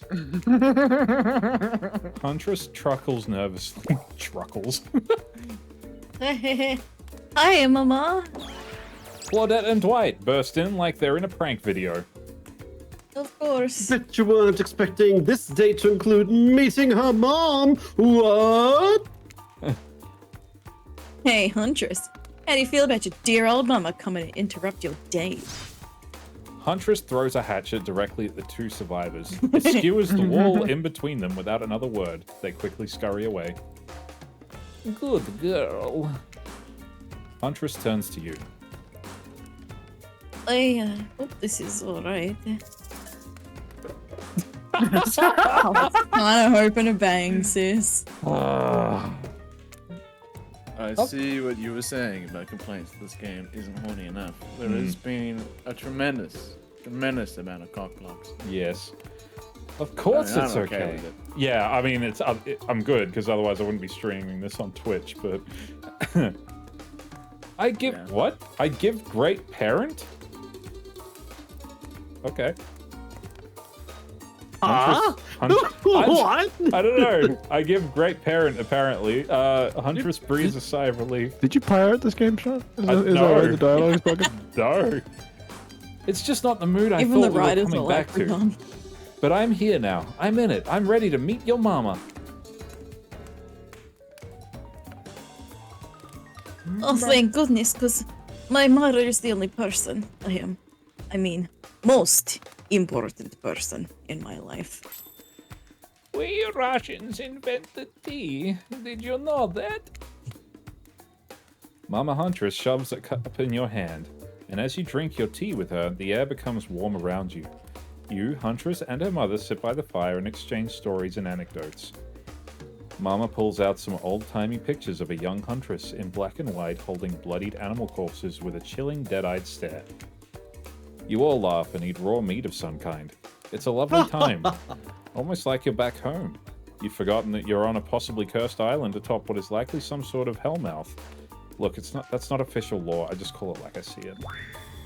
Every so often, Mama Huntress clutches her stomach and her eyes stare into the middle distance. She mutters some sounds as if reliving the moment she was skewered by an elk. It's very grim. I like you. Thank you for indulging me in my tea and stories. So tell me, what are your intentions with my yaklikle? That means bunny, but you guessed that already, didn't you? Well, by now you've gotten your translator app already. All that's on my mind is family. I'm like Vin Diesel in that film series that we shouldn't mention. Yeah, I'm all about family. And you know how you make family? You fuck. Yeah. You breed like rabbits, that's what you do. We're gonna forge our own forest dwelling with a brood of half a dozen at least, hunting side by side forever. Mama Huntress smiles at you. She reaches into her bloody cloak and pulls out a handkerchief with a flower on it. For you, the one worthy of my honor. Use it to clean your hatchet of viscera. You take the handkerchief. It's soft and smells of spices. I'll take good care of this. You point to Huntress. Her, on the other hand, she can take care of herself. Huntress is ecstatic. You've won over Mama. No easy task. My time on this plane is coming to an end. The weird magic from that ghost girl's black lighthouse won't keep me here for long. I don't want to get into the logic of this, but yeah, the Black Lighthouse can bring ghosts back to life. If you're still here, you're willing to believe anything. It was spirit you brought you by? I'll have to think here. Huntress's mama begins to fade. Huntress cries. You can picture her at 6 years old lying over her mother's dead body. I'm keeping my good eye on you. If you break her heart, I will send Baba Yaga after you. You try to chuckle good-naturedly, but you should really be afraid. Baba Yaga is no joke. We play shuffleboard for every third Thursday, and she's absolutely ferocious on the court. What? Baba Yaga, yeah. So it's funny. Baba Yaga is a skin for Huntress in Dead by Daylight. Oh, there you go. Bye, safe journey Baba on Yaga the home is to the realm of also, like, spirits. A Boogeyman. terrifying myth. Yeah. Mama Huntress Look fades around away, people. leaving you and Huntress alone again. Not a second later, Claude and Dwight storm back in, never alone for too long on this island.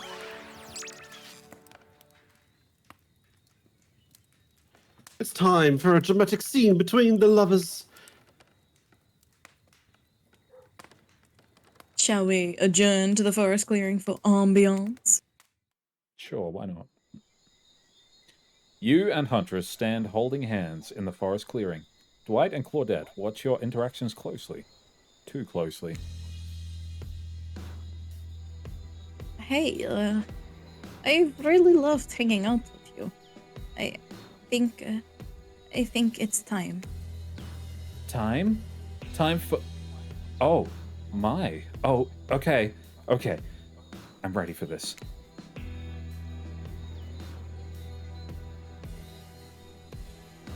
Sorry, the Stardew Valley fish, 1 second.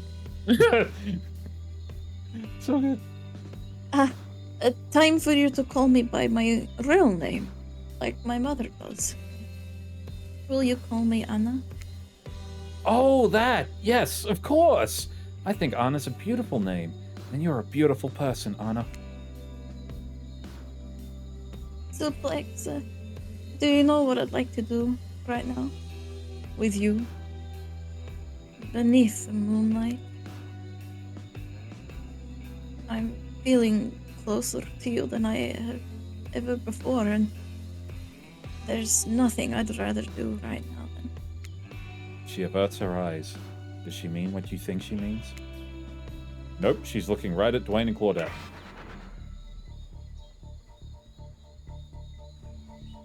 Prop up those two fools with you. Oh my god, 2 versus 8 mode. It's released early. Quick, kill him. Yeah. My hatchet is as sharp as my love for you. Let's get bloody. It's that's so fucking funny. Holy shit. It's a gruesome scene as you and Huntress go to town on these innocent survivors who just wanted to help you guys out. We were being forced to help you. I can't hear you, hon, on account of the congealing blood in your mouth. That's so faint. Holy shit. Once you've made quite a mess of the survivors, you and Huntress look at each other with manic eyes. Shall we return to the cabin? I'd love to get out of that beachwear and into something a little less there. I thought you'd never ask. Da, da, da, da, da, da. Once inside the cabin, Huntress strips off her kaftan, revealing every curve of her muscled bod. You follow her lead, disrobing for the first time since waking up here on the island. Yeah, you've been sleeping in your clothes, no judgment, it's a strange new place. You kiss, and yes, if you're wondering, it looks like she's going to keep the bunny mask on for this sexy time. This is the part where I skedaddle. Decapitations? Sure. Tiger maulings? Love it. Dudes crushing other dudes in car crushes? Gotta have it. But hanky-panky? That I can't handle. I'll leave you corny kids to it. Ah, je n'amour. Something French beau. Delibert. What, just because Huntress speaks Russian doesn't mean that I do? I speak Canadian French. It's a thing. Look it up. Am I nervously running my mouth just now to give you two alone in the dark time? Maybe. Stop me if you've heard this one before. A hillbilly, a doctor, and a clown walk into a bar. Fine, we'll get back to it. Post doing it, you and Huntress lie together in the warmth of the fire. Everything is so perfect. You imagine Mama Huntress smiling down at you from the beyond. Then you realize it's pretty gross to imagine her having just watched all of that and you try to stop thinking about it. That was incredible. You're telling me? The door to the cabin yes. creeps open. You cover yourself with a blanket. Oh god, a severed arm crawls its way through the doorway, leaving a trail of blood in its wake. No! We've walked right into the scene from a horror film! As soon as people have sex, they die! Not when I'm around. Huntress procures a hatchet from out of nowhere. Was that in bed with you guys? The wriggling torsos of Dwight and Claudette follow their chopped up limbs. Slowly, a piece of their body start to put themselves back together. No way! What the fuck indeed, my friend?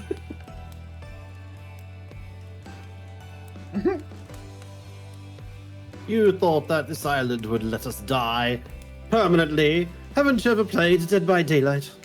Supe hasn't. I have? What the fuck? No. Come on. We have to get to the final scene. I mean, decision. What? Claudette and Dwight lead you and Huntress back to the empty beach. You both bask in the glory of being freshly laid. Same. That sounds terrible, doesn't it? Like some kind of laundry detergent, freshly laid. Actually, maybe that's good. I'll get my agent to start circulating that. The island is strangely quiet. No sarcastic remarks disguising a broken young woman from spirit. No strange wide-eyed stare from the occasionally socially awkward wraith. No threats of imminent violence from Trapper. Even Claudette and Dwight are tight-lipped. They seem almost zombified. Last day, you beautiful piece of meat. You've done so well.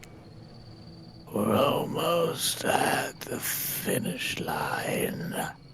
You didn't think I brought you all this way without a plan, did you? What kind of sinister body of salt water do you think I am? A whoosh of dark energy surrounds you and disappears as quickly as it can. A whoosh. A whoosh! Island noises begin to return. Birds chirp in their trees. The grass rustles in this light breeze. And oh look, the other killers are all here at the fire pit to watch the finale ceremony. I can't wait any longer. The pomp and circumstance is agonizing. You're telling me. Stick to script, Claudette. Okay, so Huntress, how do you feel about the newcomer? Are they everything your murderous little heart has ever longed for? Huntress stares you down for an agonizing moment. She steps towards you. Hey, so I think there's definitely something between us. Hold up, something? Hold up, something? Yeah, something great. Animal magnetism. My legs are the trap and you're the little snowshoe rabbit running through the underbrush. Oh. But it isn't quite the soulmate status. It's not? You must have felt it, or maybe you were too distracted feeling other things, but I'm sorry, what I felt, no matter how spectacular, wasn't love. I see. But this doesn't have to be the end. I'd love to tie you up in my basement and see where this all goes. As friends. Oh my fucking god. A bit of light bondage? I'm down! You'll bring me like food and water and warm clothing though, right? This truly is the ending. You receive nothing but a blank stare from Huntress as she ties the rope tightly around your neck. Ow! That's so tight! Soon it's so tight that you lose consciousness. When you wake up, you're in total darkness. The floor is cold and damp beneath you. Huntress's basement. You'll never truly know Huntress's love. Well, not her shared among peers who view each other as equals love. Instead, you get the kind of love she had for all those child-sized skeletons in her basement. I'm sure she'll take better care of you, though. Like, 34% sure. And so my precious killers lived happily ever after, as they should, learning to love themselves first and foremost. Whilst trapped in a never-ending cycle of torture of my design. Wait, did I just spoil my true identity? You made it this far, you should probably know that. That you'll have to play again to find out more. Goodbye, Suplex. See you again later, and again, and again, and again. Forever! The end. That's it. Wow, you got the friendship ending. I got the friendship tied up in the basement and left the die ending. How cool. I just love that line of, yeah, you'll bring me water, food, and warm clothes, right? Right? Right. It's like that Anakin and Padme meme. It's like, you'll tie me up, but you'll bring me Friends are stuff, never right? historical. You're so right, man. never looked cool. That was good. Did you guys enjoy it? Yeah, it was fun. Yeah. I had a ball. If you could have gotten a different variation to the ending, if you picked more Huntress inclined options. Yeah, I feel like you kind of have to the whole way focus through. on, focus on her instead of taking. I was trying to sort of give you all like a bit of a spotlight, but yeah. Supe, Stop lying. We know that you clearly switched guns to try and get Spirit.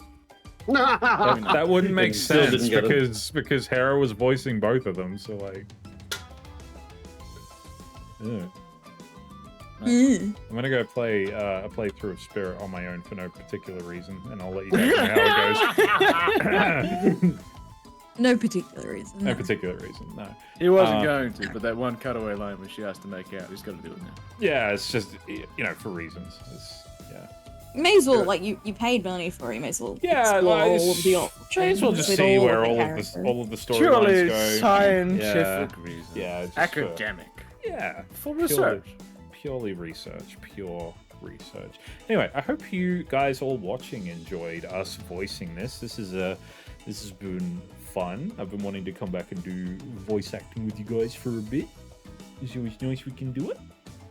It's pretty fucking good, eh? No, Yeah. okay. Yeah, I had a lot of fun. That was good. That's good. I had a reason to set my mic up again, like my proper one. Not my- Yeah. I admire your tenacity. May you never lose your virginity. Happy birthday to Amy and her Okay. sparkling prostate. To be a large body of water.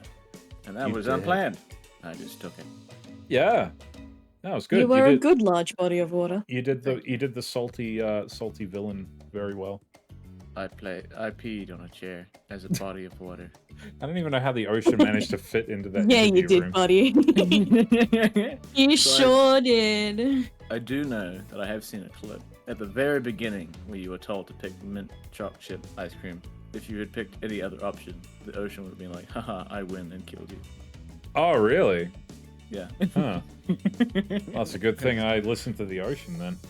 Yeah, you're Be the end. Does the ocean have any significance in standard lore? No, I think the ocean's meant to be like the entity, which is like the spider god. I think they just kind of reworked it a bit. Ah, Yeah. that I think makes it's because sense. it's supposed to be like a tropical island. They've just blended it in to be the ocean. Kind of, I guess, the vastness and. I like it. of it. Yeah. No, I also like it. It's pretty good. Yeah. Good thing no one asked you. Oh, dickhead. I've had to fake being in love with you all night. I'm allowed to go. You know what? Fair enough. I'll give you that.